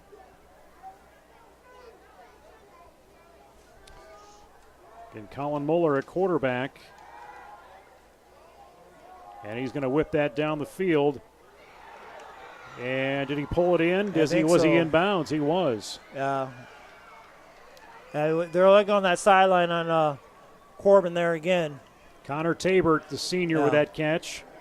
Yeah, it was right at the sideline. He must have had to keep his feet in. But right now they're talking about it, though. The referee's got his hat off, which means he could have came out of bounds, came back in. I don't know. But I don't know. If he threw his hat down where he wanted it.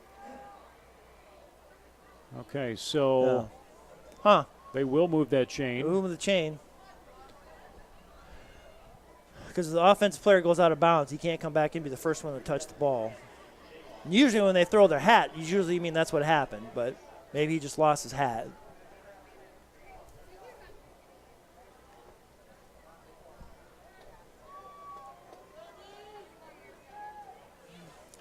Two in that backfield. No O'Malley. Yeah, gets the handoff. Flag is on the field. They're quick whistle. Quick whistle. I'm saying it's been a couple of times. The referee gave the wrong signal. He gave offsides, but it's a legal procedure.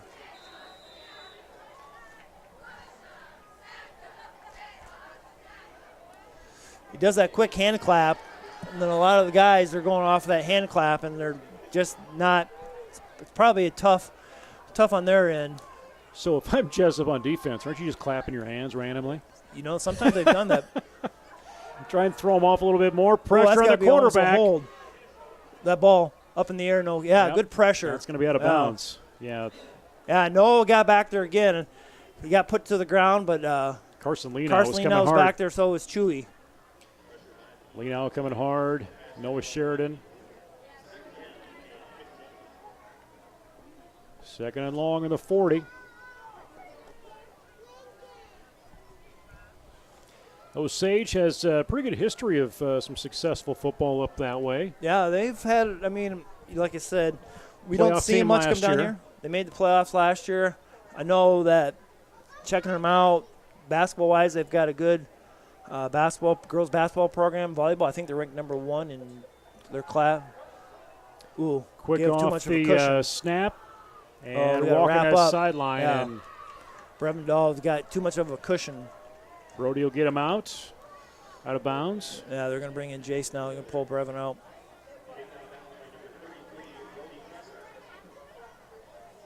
Play clock continues to roll as they move the chains.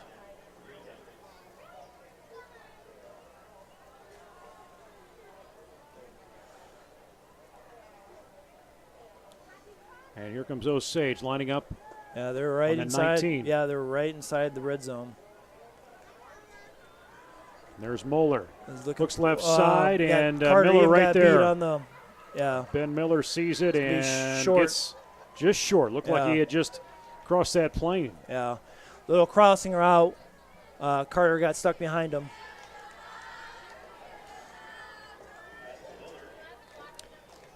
Third down and short. Ball is on the 1. Or third down and goal, I should say. They've moved this ball. Yeah.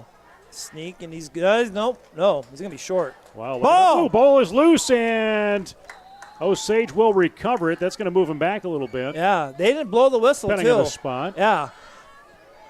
Punched the ball out. They didn't blow the whistles. That was a live ball. Braden Oken jumps on it, the sophomore. Moves that back maybe a yard. Yeah. Yeah. Well, we're going to say mark it on the 4. Yeah, he's going to take about a 3-yard loss.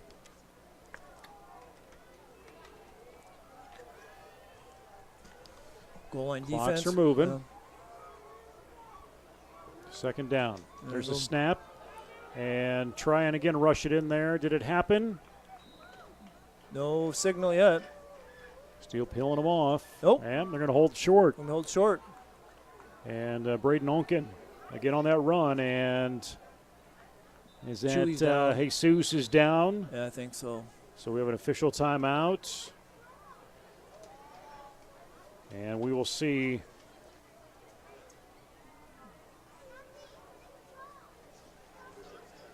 I don't know if Chewy's cramping Yeah. up out there. Not Merrick sure. Merrick Yeah. Sly will come in to take his place as Coach Sauer heads out there, and the rest of that defense will make their way over the sideline, get hydrated, and we're going to see Jared Delagardelle enter the game, and Carter Even will go to the sideline. Really looking to put a squeeze on that front line, but Yeah. you know, Jason, when you're in that situation, you're thinking, you know, you got short to go, but you got to watch your wings too. Exactly. That's the, you know, so far they haven't put the ball outside. They haven't done any outside runs. They've been pretty much right up the middle. It's going to bring up a third. We'll see how they play this. See if Chewy can get up.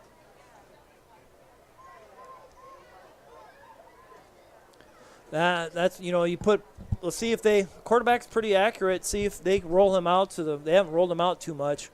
See what they give him an option, or they might just try to do right up straight up the middle. It's worked well. Yeah, and I guess that was probably a cramp. Yeah. And that ball seems to be a half a foot away. If you look at that official where he's got his feet, Yeah. it might be 6 inches from that goal line. It doesn't need to go very far. No. Surprised they don't try to just go the old right on each center quarterback sneak. Barrett But maybe. Mueller is the center. And Chewy's off the field. Sauer walking with him. You want right in the middle? And To takes be a a quick loss. right turn and back to the 3 or 4 Yeah, it's yard going line. to take about a 3-yard loss. Delagardelle and Sly. Yeah. Merrick Sly and Jarrett Delagardelle. It's going to put up a 4th down. So both teams do have 3 timeouts remaining. I think Sauer said get the defense. You know, he's right Yep. there. He's trying to signal him. He yelled at him today at the pep rally. I heard that. Better hear you. Yeah, better hear. Chief Let's Energy go. Officer, and here's Let's Chewy. go, yeah. He's trying to get him going too. Yeah. It's a big 4th down. Come on, Blue. Some energy gets that flag kicked up. 4th down and 4. Big stand. Illegal. Yeah, time. Yeah, time of delay of game. Sauer was yelling. That's going to back him up another 5 yards.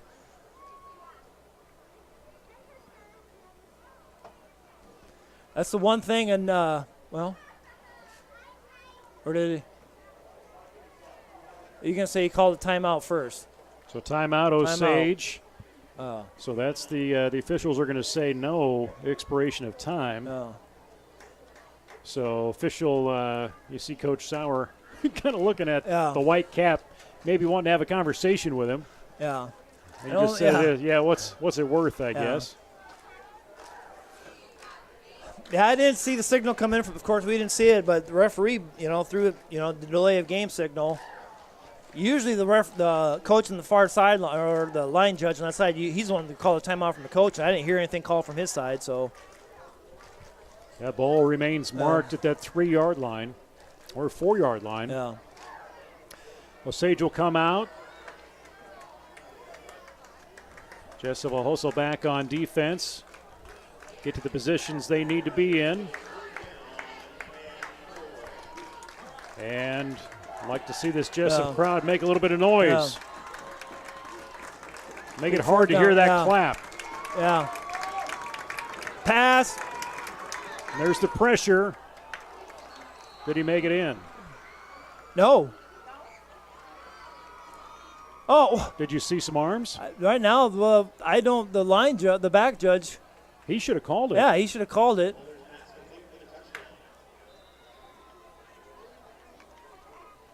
Huh. Yeah, I was looking at that back judge and nothing but 3-yard touchdown or 4-yard touchdown pass with 5:02 to go. I didn't even see who caught it. I didn't see the.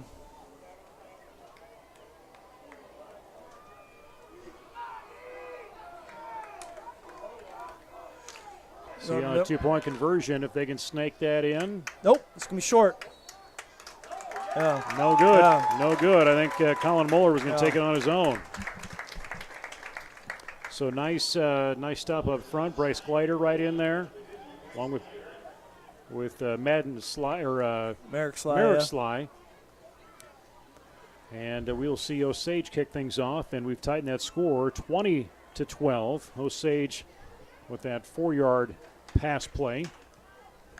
Yeah, I'm surprised the back judge didn't put his arms up in the air, and the umpire back behind, he's the one that raises his hands up in the air.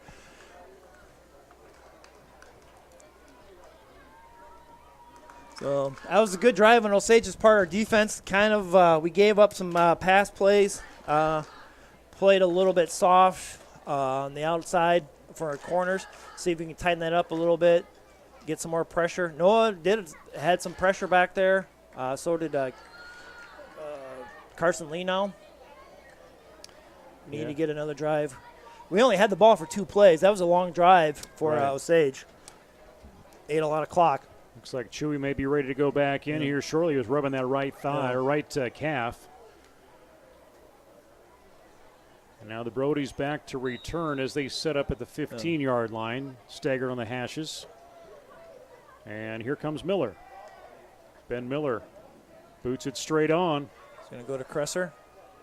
He will pick that up at the about the 17. Try and make that turn, gets past the numbers. Face and mask. he's brought. Well, look, I guess not, but look close to it. But so, I think Isaac Bender in on that stop for Osage. As the Jayhawks again coming in tonight, 1-3 overall. And Jace Pilcher, 424 yards of passing coming in tonight, 192 yards on the ground, 3 touchdowns. got a little bit of a different formation. We have kind of run this. We kind of got twins with Brody and Tanner back behind on this left side. They can look a little rubber out, see what they call. Yeah, we're seeing a couple different formations here since coming out of the locker room. Yeah. Quick left side. Tanner Cole had it and then lost it. Yeah, went for the screen. Tanner's got a kick. He wanted to run before he caught the ball. Right. Brody made a block. Tanner was trying to get upfield before he caught the ball. This quarter may draw out a little bit. Yeah. Throwing the ball more. We'll see it right here. I'd go again here, maybe do a double move, see if they bite on the screen again, and then throw the ball over top. Now he's coming up. Jason Gore up the middle. He's going to take it and go. Now he's going to pick up a few. Yeah, moves the marker. Yeah. He's going to ring about 3rd and 5. Yeah, he's going to pick about 3rd and 5.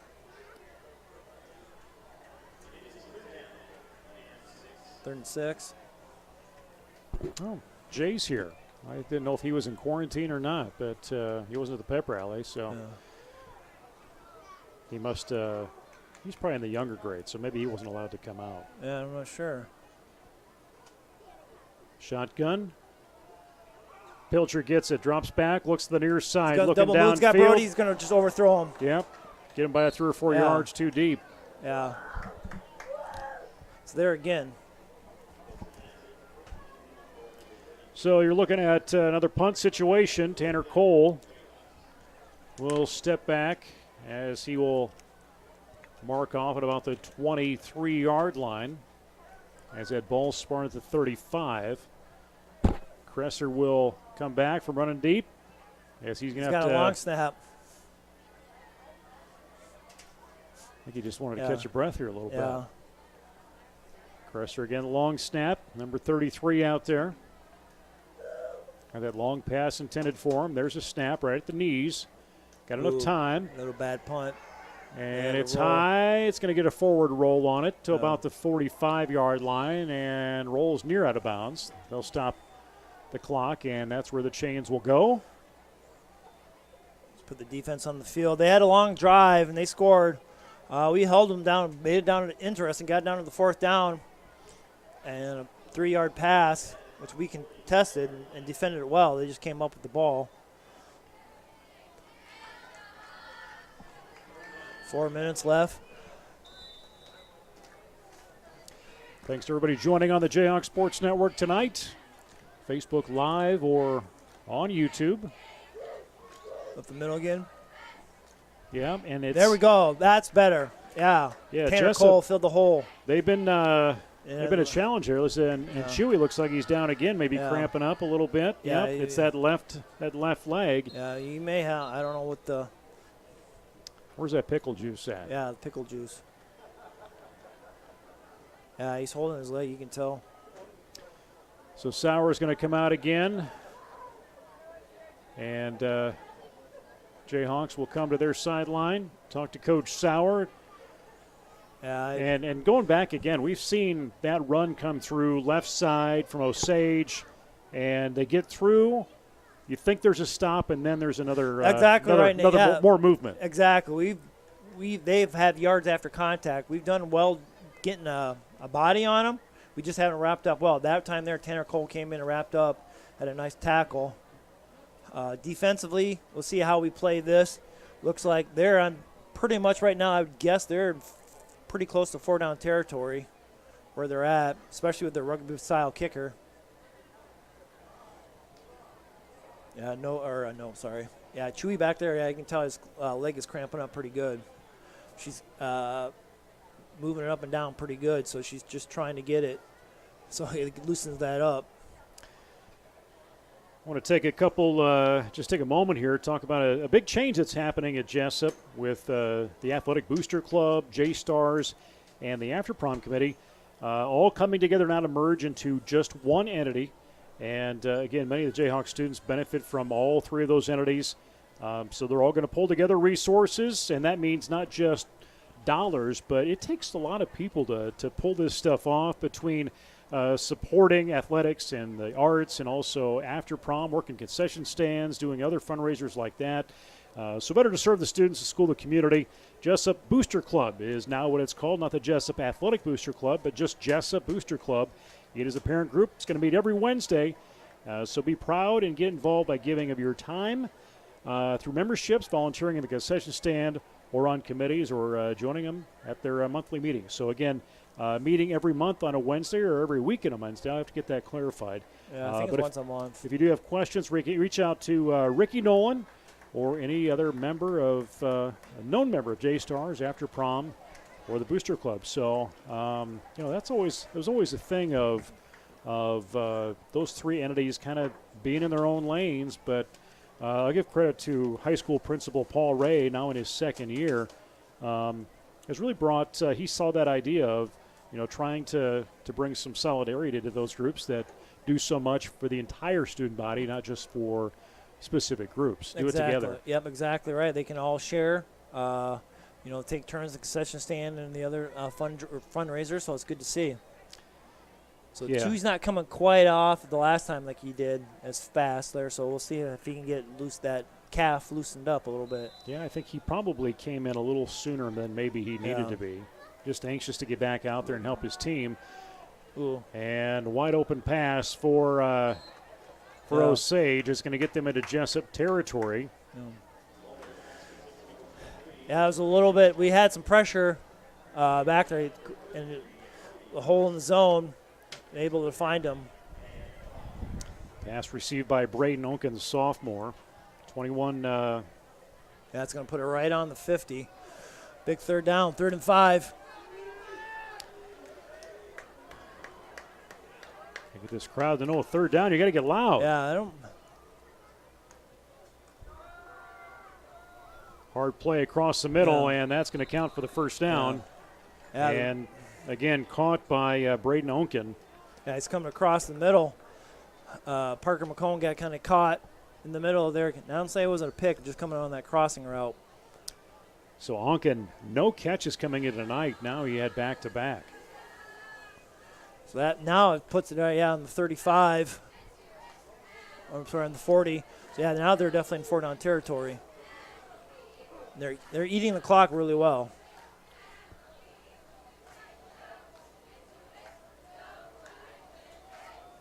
Oh, right there, Tanner Cole. There's the hole. Yeah. And it's going to take Brody Kresser all he can to yank down that runner. Yeah. Noah O'Malley, the right there, junior, gets the carry. Overplayed the ball. Tanner went right past him. And we had a couple guys miss. And a little big gain for Osage. He's going to keep chipping away at it. Yeah, they're right back down in the red zone again.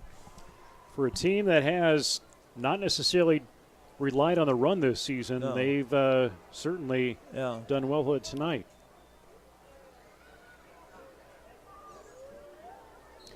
Still got about 3 or 4 Bryce on that run. Glider in on that stop, and he kind of rolls off that end. He does.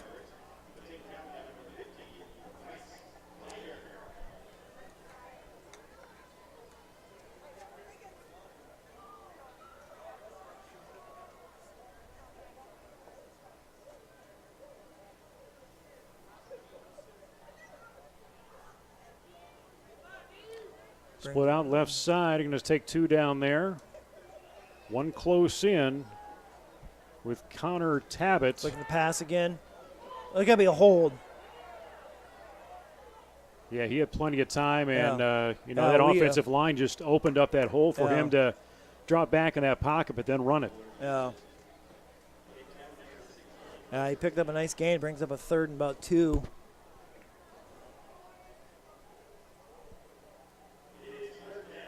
Yeah, it would be nice to get a hold, break him back 15 yards.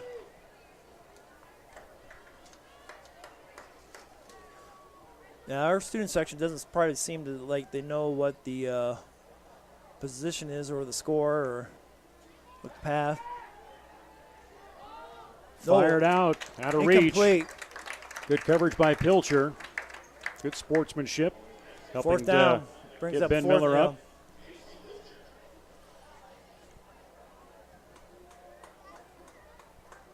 Big down.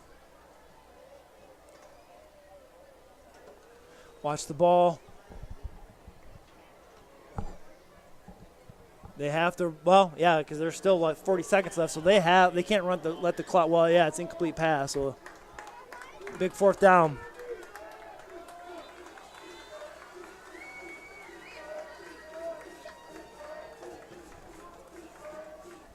Oh, motion. Yeah, they're a little motion on the right side, but Colin Muller's going to keep fighting through. He's still on the ground, and And I don't know if you saw that on the right side. Yeah, That was little extra tap from that from guard Osage. seemed to take off a little too soon. Keaton Moeller had a little push against Bryce Glider. Yeah. Kept him to the ground. Yeah. Third down. No, first down. First and goal on the 2. 20 seconds left to go in this period. Yeah, good stop. See if we can hold up the goal line like we did at the end of that last drive without getting them to go in this time. Spot that right at the 1. Yeah, I think they're going to fourth quarter. Yep, go to the other side. So, as we get through that period, 2 more scores. Jesup gets 1, Osage gets 1. Brady Clark Herbert, 65-yard long pass play from Pilcher. And Yexling's extra point with 9:18 to go makes it 20-6, and then 4:02 to go. We saw a 4-yard pass play into the end zone, that south end zone, making it 20-12. And the extra 2-point conversion was no good. Yeah, it's going to come down here. Well, of course, fourth quarter. We're only up 1 score. It's a 8-point game, so it's anybody's game. Offensively, they're doing, if they control the ball, they know we're a quick strike offense, that we like to put the ball up and down the field quickly. So by them having a long drive, keeps our offense off the field. And right now, they're knocking on the door to score, possibly tie this game. Yeah, they've not been successful on the extra points tonight. Yeah. So it's going to take 3 scores for it to get them to jump over. Yeah.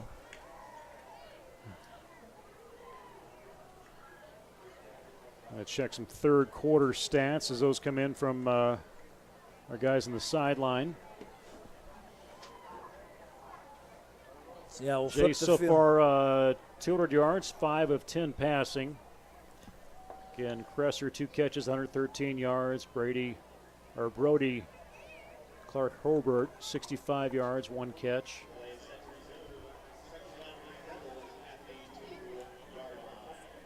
Big play. Well, it's all big plays from now on, because now it just gets magnified each time we get the ball, each time they have the ball. Fourth quarter.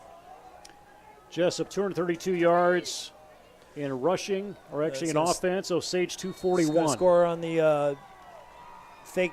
Quarterback's going to go right in. See what they do if they go for 2, which they've.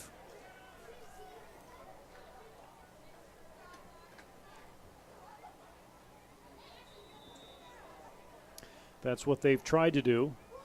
Yeah, it looks like there's no block coming out to kick. So, yeah, they give the play, and here they go. See if we can hold them here and see if we can hold the 2-point lead.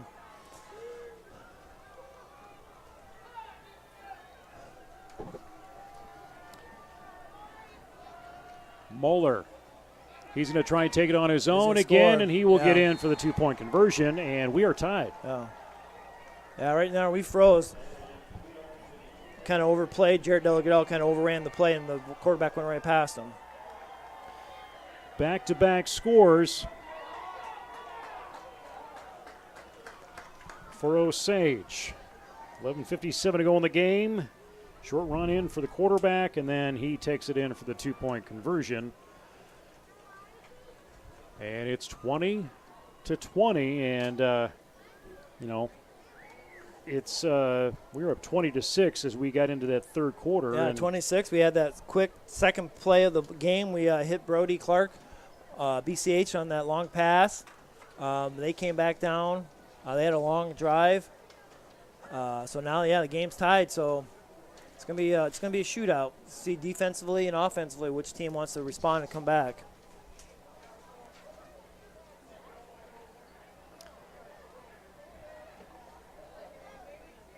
So Miller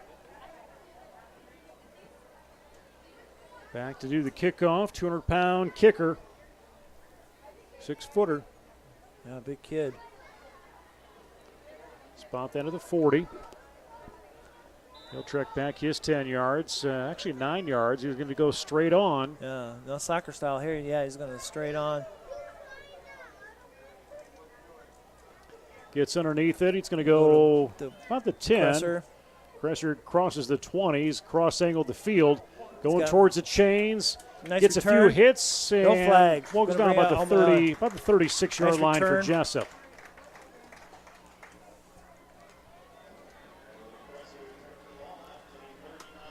So the offense, don't want to quite say in an urgent situation, but it's necessary to get some movement down here. Get some movement down here, drive the ball down the field, and score. Keep the pressure on. Just can't have any turnovers. Gardell in the backfield. Pilcher with that snap. Quick handoff to Jarrett. Homecoming King tries to break outside. He'll get 3 or 4 yards. Yeah. Going to dive forward and pick up about 4. I don't know. It looks like he must have went out of bounds a little sooner than we thought. Mr. Ruled. Yeah, so they'll spot that. They'll say 9 yards is where he's got to get. Yeah.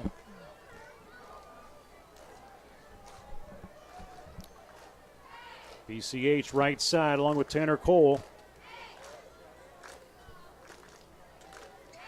Comes the blitz. Jason going to go quick draw. He'll tuck it in on his own and escapes 1 tackle. Gets 2 or 3 other touches. Still free. Short of that first down. Good effort. Jason a little slow up to move. I think he's cramping up on that right side. That right calf muscle. Yeah. Yeah, it's third and about a foot. He's up. But he's got to come off for a play. So bring him off, and Dahl will come in. I don't know if they go that Wildcat.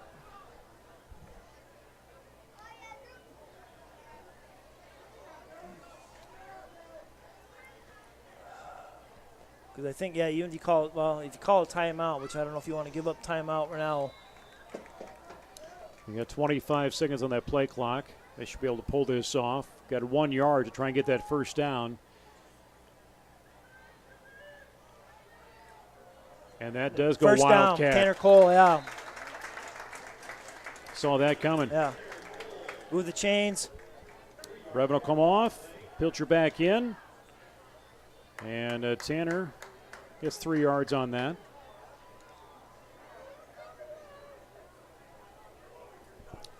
Spot that now at the 46. Still on Jesup's side of the ball, or side of the field.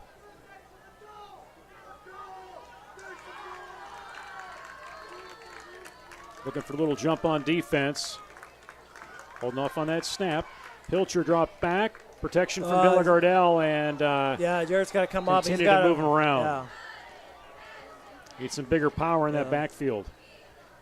Especially when we see Miller trucking in there. Yeah, Jason was looking to throw the ball deep. Didn't get the block. They got back there. A lot of pressure on him. Second now, and what about 15? Yeah. 18 is what they're going to say. 8-yard loss.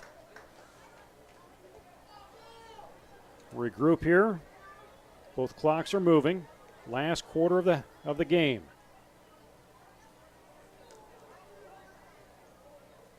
Tanner Cole into motion. They're going to come to the near side. Come on, Tanner, turn.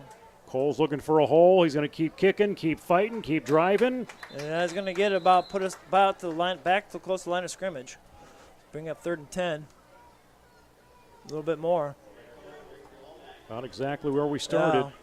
No, they're going to give him another great yard in there. Yeah, great effort there on Tanner's part.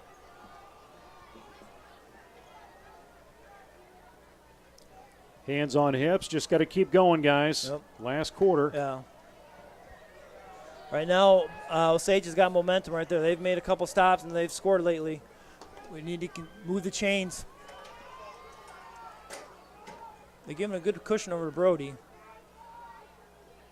Nick Sadler with that snap.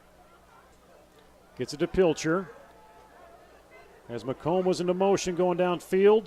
Going to toss it his way. On his fingertips, he pulls it in. That's a catch. He pulls it in. Yes, he did.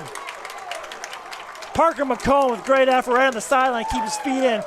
bobbed the catch and went right there and made the catch. Nice job, Parker McCone. Yeah, it was like you're almost, could an argument be made that ground helped him catch it, but he had it. He had it tucked. Yeah, he had it in his palms when he went down to that ground. Yeah, great effort from Parker McCone. Scoring position. Approaching that red zone. Little snap going to Tanner. Well, he's going to get some yards after contact, and will get taken back down. Probably a 2-yard loss. Yeah, that one just didn't seem put together very well. No. A little rushed.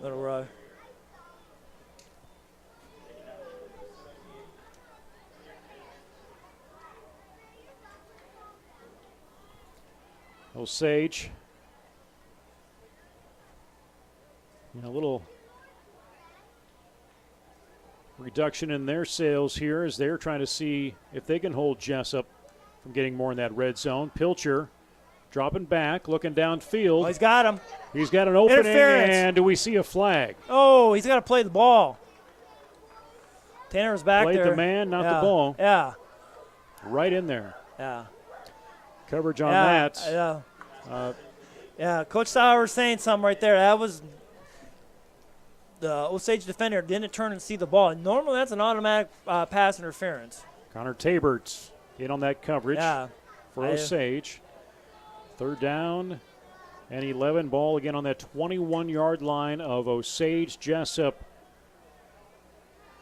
trying not to make happen what happened last week, getting so close to that end zone and not getting it in there. Pilcher comes to the right side. There is pressure to him, and he's going to walk that line and go out of bounds about the 22, which sets up 4th down. Yeah, bring up 4th down. I don't know what kind of leg we got on a field goal. Yeah, he's going to give us a loss.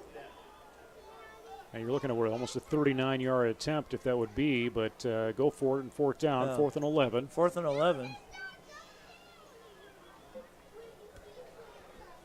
Do or don't. Let's see if we can get throw in the end zone. Taylor Gardell holds that pressure. Staying in there is Oshner. Jason get the first down. Going for it. Oh, it's a flag. Oh, he missed him, yeah. Almost first looking down. for a late hit there. Yeah, almost did it. The kid missed him. Needed 11 and he got about 12. Taking him down the 9-yard line.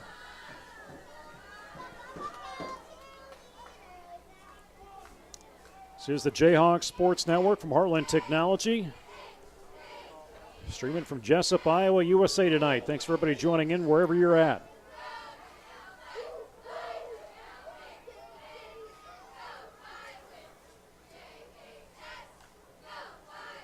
And go right in the middle. And Pilcher will take it on his own. Gets hit low, but he's going to move to that 5-yard line. Then we got a flag. Yeah, it's going to be a late hit. Oh, helmet. Yeah, they came in Pop there. Jason's helmet off. Yeah, they came in on a late hit. It's going to be a personal foul. So I don't think he's got to come out.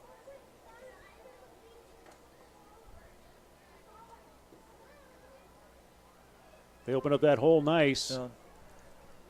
Oh, yeah, it was. There was a late hit. He was on the ground. Yeah. And he shivered his face mask, knocking that helmet off. Yeah, you don't need that. No. So should. Oh, they have a. Couldn't find his mouth guard. Yeah.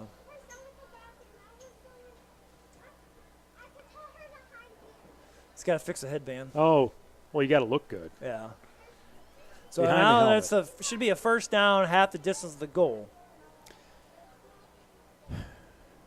Should be, right? So they're confirming. It's because it's after the play.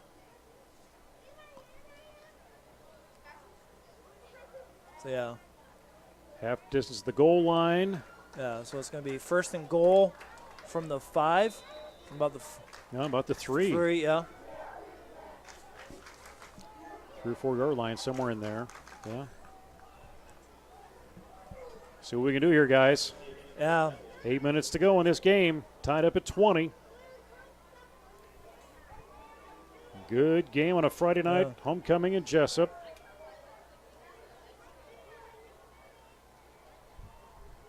We'll go Wildcat again, and Tanner's going to get in.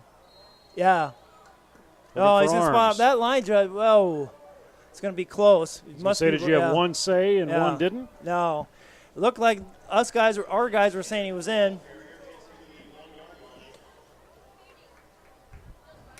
So 3rd down and goal.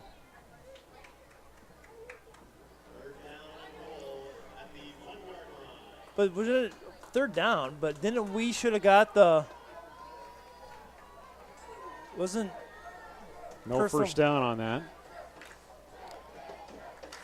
So half the distance, and there goes. That's got to be in there. Go line judge, put it up right away. Tanner with a dive across there, puts his arms up, across the ball, across the goal line. Big extra point. 2-yard run. And that is Tanner's second touchdown of the night. 7:14 to go. So here comes Yexley in for the big extra point. I wonder if he'd go for 2, if he'd stick with the 1. I think, it looks like they're going to go for the 1. Unless we got a little something up our sleeve or not.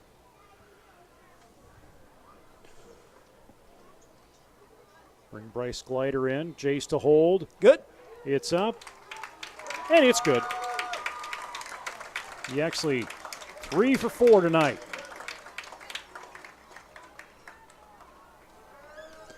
All right, defense now. We got to hold them. 27-20.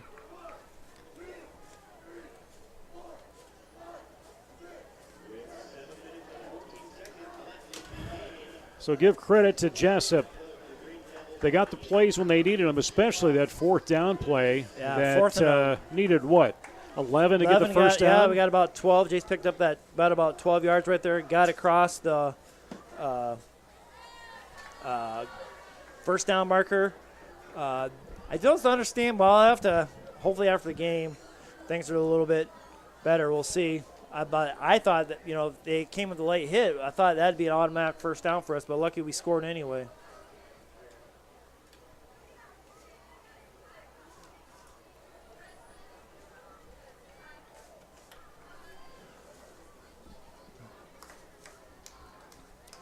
So we'll kick things off for Jesup.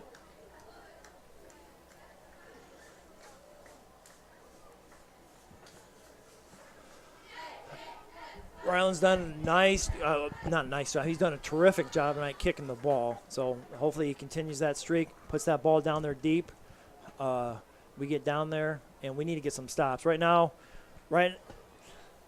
Osage has done the last couple of drives. They've pretty much controlled whatever they want to do, so we've got to tighten our defense up. Good, nice kick again. Very deep. Gonna take took it on the hot almost. Had to make him run there. Yep. And they're breaking, and do not need to see that. There's no way they're going to catch him. No. Wow. Yeah, that's something you just can't happen. No flags. Going right up the sideline off that kick. That was a great kick. We over pursued the ball.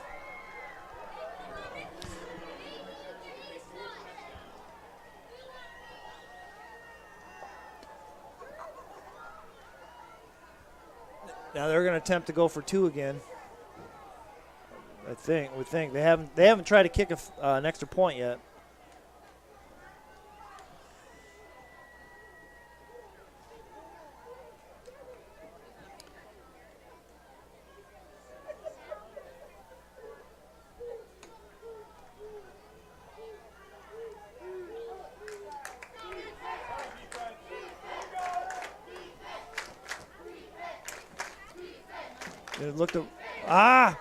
Wrap him up.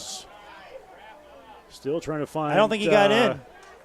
Nope, short. Yeah. Held it. We got lucky a little bit there. He was dancing back there. Very lucky. Yeah, we over pursued the ball again. I don't know on that kickoff. I'd like to see. I think we had some normal guys that normally play kickoff were trying to take a play off, and they came down and scored right away on that kickoff. So now it's only a 1-point game again. 26-27. And we'll see what see what the offense has up their sleeve here.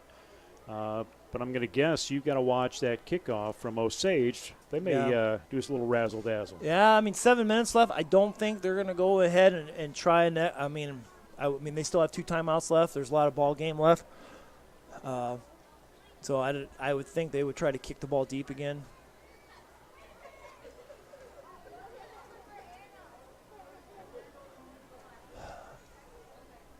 Yeah, if you're here, this is a football game. If you're watching on TV, you can't get much better on a Friday night. Perfect weather and an awesome football game. Brody back. See how they Osage decides to kick this ball. If they try to maybe even try to put the ball a squib kick, try to get a hop, or if they try how they started off the first half with that kick to the sideline. See what they do.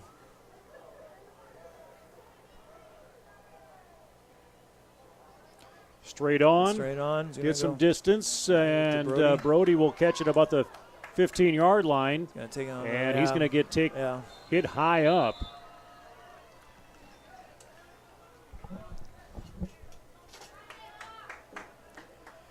So Jesup will start as they will mark that at about the 35-yard line of Jesup.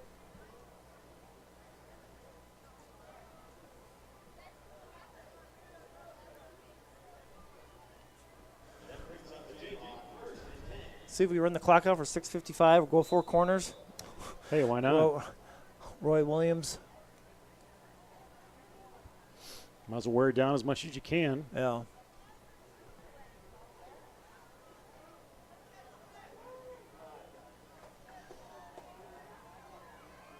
We're going to get 7 down to 5.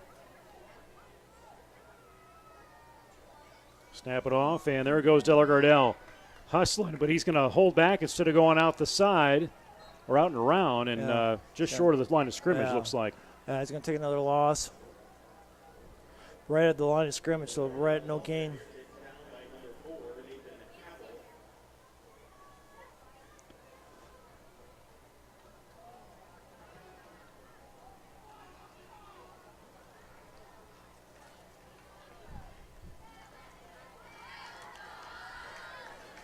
So you got Parker and BCH on the right side, double. And you've got Tanner and Brody on the other side. We're going to go to Jarrett draw. RPO with Jason. Kicked it in just shy of that first down. Yeah, fake the RPO. Kid for Osage is up it up, and it's going to bring about 3rd and 1.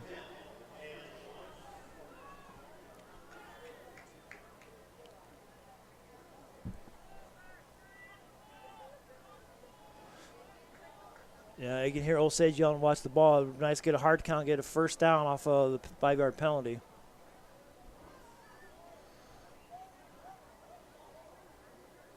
To the right. That's on that left hash. Let's try and blitz him from the right side, but he's going to bullet out of the gun, trying to get past there. It's first down. Yeah, he's going to mark it first down. He's past there. He's past there. Needs to get it a little bit lower. I'd like to give him, there, but he's got the ball. He got the ball enough to get that first down going straight ahead. Crowd's starting to get into a little bit more. Yeah, student section's starting to pick up a little bit. Cheerleaders doing a nice job Cheerleaders did a nice job trying to get them engaged. Student section's got to take that hit.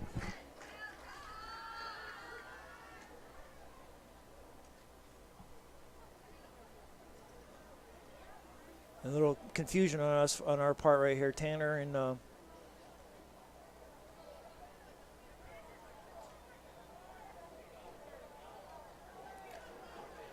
they'll push him back a little bit.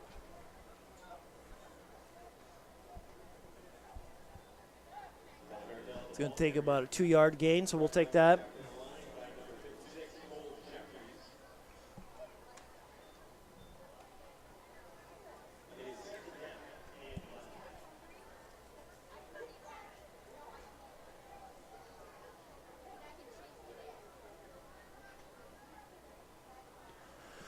So I'll bring up 2nd and 8.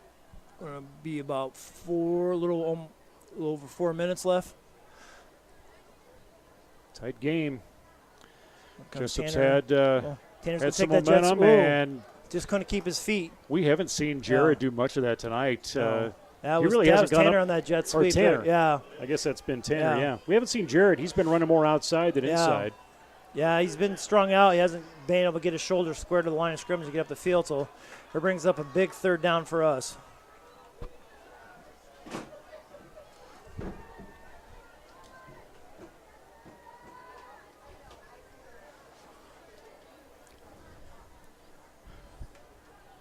Jayhawks, 3rd and 5. Trying to get, again, breaking into Osage territory.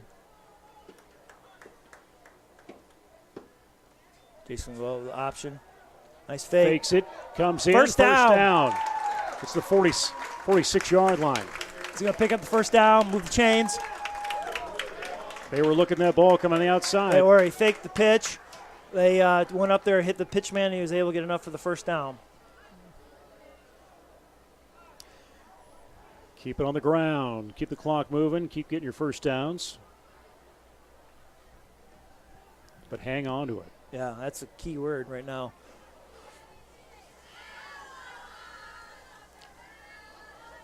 Cresser fueling. Cresser. All on that far side. Said Cresser twice, didn't I? Cole out there.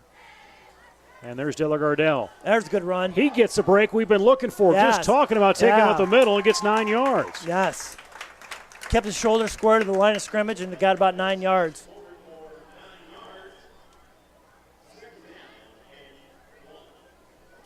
.236 to go. Clock continues to roll. Play clock at 28. Jesup will take their time. That ball in Osage territory. And we're going to see tight coverage defensively here. Right at that line of scrimmage. They bring in the linebackers. And there's the opening.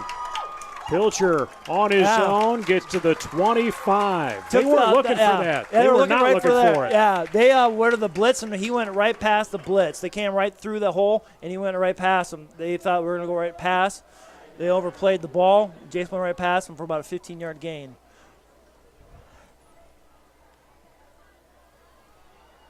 Yeah, they weren't looking on that right side. They were blocking more on the far. Under 2 minutes. Chains are moved.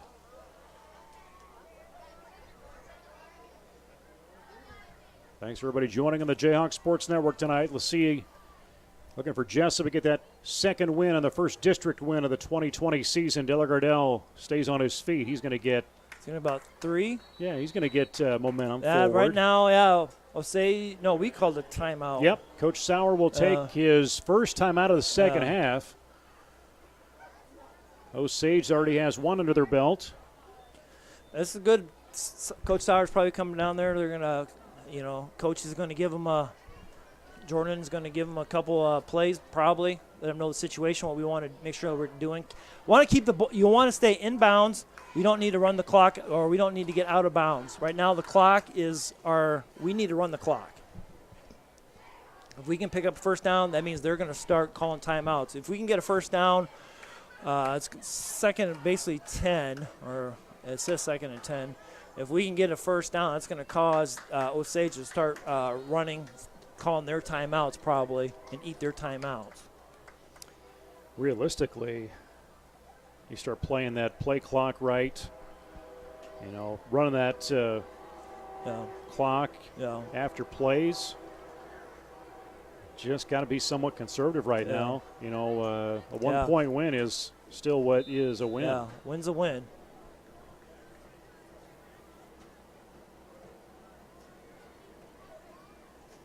They'll line up. Pilcher looking right side. He's got a corner. Sees Della Gardell. Holding him safe. Yeah, he's going to take a slide. He's going to slide at that 5-yard line. He could have scored, but right now you want to eat clock. They've called him a timeout. You kind of have to stop and think, don't you? Yeah. A lot of people in the stands are going right there, and everyone's stop. Why did he stop? Why did he go to the end zone? Yeah. You're just giving Osage an opportunity more so then. Yeah. Because right now you're going to make Osage burn a timeout if they want to stop the clock. Well, it says on the board that we have 3 timeouts. Osage might have called that last timeout. Yeah, they must have. They must have. I thought he was pointing towards the north. He but, did. Let's see what Pilcher's going to do. They're going to do victory formation on that. The students, this is what, they're going to call their last timeout. Yeah, he pointed. I mean, I'll have to go back and watch the replay later tonight. Yeah, unless he that pointed, was misappropriated. I don't know. I was thinking to myself, it's like, I don't think Coach Sauer's going to call a timeout because if they ended up, if we don't score, and we needed some timeouts there here in the last few seconds of the game, but that would be, so basically if Jace 2 downs, we don't fumble the ball, he goes ahead and takes victory formation and downs the ball twice, game will be over because they can't stop the clock. So, but at this point, do you try and get those extra 6 points just for fun, or you think they're just going to leave it? I think they leave it. Play conservative. Yeah, if they wanted the extra points right there, and then he would have scored because, I don't think they care one bit about stats or points or, and these boys, they want to get a win. Homecoming win. It's exactly what you want. The boys have played tough the last few weeks. They come up a little bit short. This was a great game. We got up. They battled back. Osage did. Credit to them. They were a playoff team from last year. Our boys showed a little bit more heart in defending their home field. And I would say Jesup most definitely improved as the game went along. Exactly. And right now, Osage is up right there. They're going to, they're pretty much, Good, Jace takes a few more minutes, and you saw linebackers trying to sneak in there. If he wasn't going to move, he was going to come after him. So pretty much one more down, and that's going to be the ball game. So Friday night. You got a 3-second differential on that clock. If he could have waited another second or two before that kid came in, and probably could have. Yeah, Jace, he knew what he was doing. He was trying to eat that off a little bit. He did. When I was watching the crowd when he could have gone in for that touchdown, everybody was getting ready, and then all of a sudden he stopped, and everybody goes, "What?" He put his knee down. Yeah, put his knee down. All right, 7 seconds on that play clock. Jace quickly looks to that sideline. I'm a feeling he's going to drop back and pass and wait for it to go, and that's a big game. Second win of the season. Get the first district win for 2020. Great team effort. Parker McCollum on that. Yeah, the boys played well. Defensively, if you look in the board, we did give up 26 points, but when we had to get stops, the boys did a great job. It's great to get a win. Great night to be a Jayhawk. Get the victory as Jesup will move on now to 2-3 on the year, 1-2 in district play, and move on to travel the next 2 games at Columbus Catholic in Waterloo on October 2nd, 1 week from tonight, 2 weeks from tonight. Final regular season game, that'll be at Sumner Fred, and then it's playoff time. Yeah, 2 schools. They're in our conference, NICL East, so 2 teams that these boys, everybody, the fans know each other. Columbus, we've played them everything for years. Same way as Sumner Fred. Osage will go to 1-3 and 1-2 in their district, or in this district, and they will host Denver next Friday, and then travel to Central Springs to end out their regular season. But hard-fought game, both sides of the ball. You can give credit to Osage. They scored offensively and defensively with that interception in that second quarter. The second quarter, Jace kind of threw that ball underneath. I forget, I think it was Corbin on that, coming underneath the route. Just left it a little bit short. Kid made a nice play on the ball, and they scored 6 off that. But the boys fought hard, and they never hung their heads. Right. And that's the one thing that, give credit to the boys themselves and also the coaching staff. So as we close out here, and this is our final regular season football broadcast, we'll see what the future brings. Hopefully we can be lucky enough maybe to be back up here doing a postseason game. We haven't had one of those for a long time, if at all, I guess. Back in with Coach Wall. So it's been some years going back to that. So Jesup winning tonight, final score 27-26 And Jayhawks, congratulations as you see Coach Sauer talking with his team down there, with his staff, circling around. And, I think you look right there as you look down there, you see Chewy, who's given the shout out to his teammates tonight. He had a good night, but a rough night as he came off the field a couple times with some cramps. But Jesup's going to regroup, but continue to rebuild and continue to grow in the 2020 season. And this team has shown quite a bit of improvement since day one. They have, even the losses. Okay, we gave up 20. It was 21-6 to Denver. We had a lot of opportunities to score. Hudson, Jace had to sit out. That kind of threw, us for a loop. The boys battled back. Just lost 6-0 in a double overtime game, which to a really good team. And then we went up to Central Springs and lost 20-13. So, boys played hard. It was a great fought win. I'm glad it's a great day to be a Jayhawk. Always a good day and a good night to be a Jayhawk. As we close on our broadcast here from the Lorient Sabres press box in Jesup. Again, our next broadcast is actually coming up next week. We've got high school volleyball coming your way from the gym, so we'll be on the Jayhawk Sports Network for that. And just watch the Facebook page. Watch Facebook. We'll let you more details how that's all going to come your way. Follow us again on Facebook. Subscribe to our YouTube channel. For Jason Pilcher and our entire crew on site of Anthony Baugh and our camera operator, Eric Clark, along with executive producer, Tony Lang, I'm Nate Clayberg. Again from the Hawks Nest here in Jesup. Jesup wins 27-26 over Osage. You can watch this entire game again on replay by going to our video section on the Facebook page or going to our YouTube channel. This is Jayhawk Sports Network from Heartland Technology with music courtesy of bensound.com. Go Jayhawks and be safe.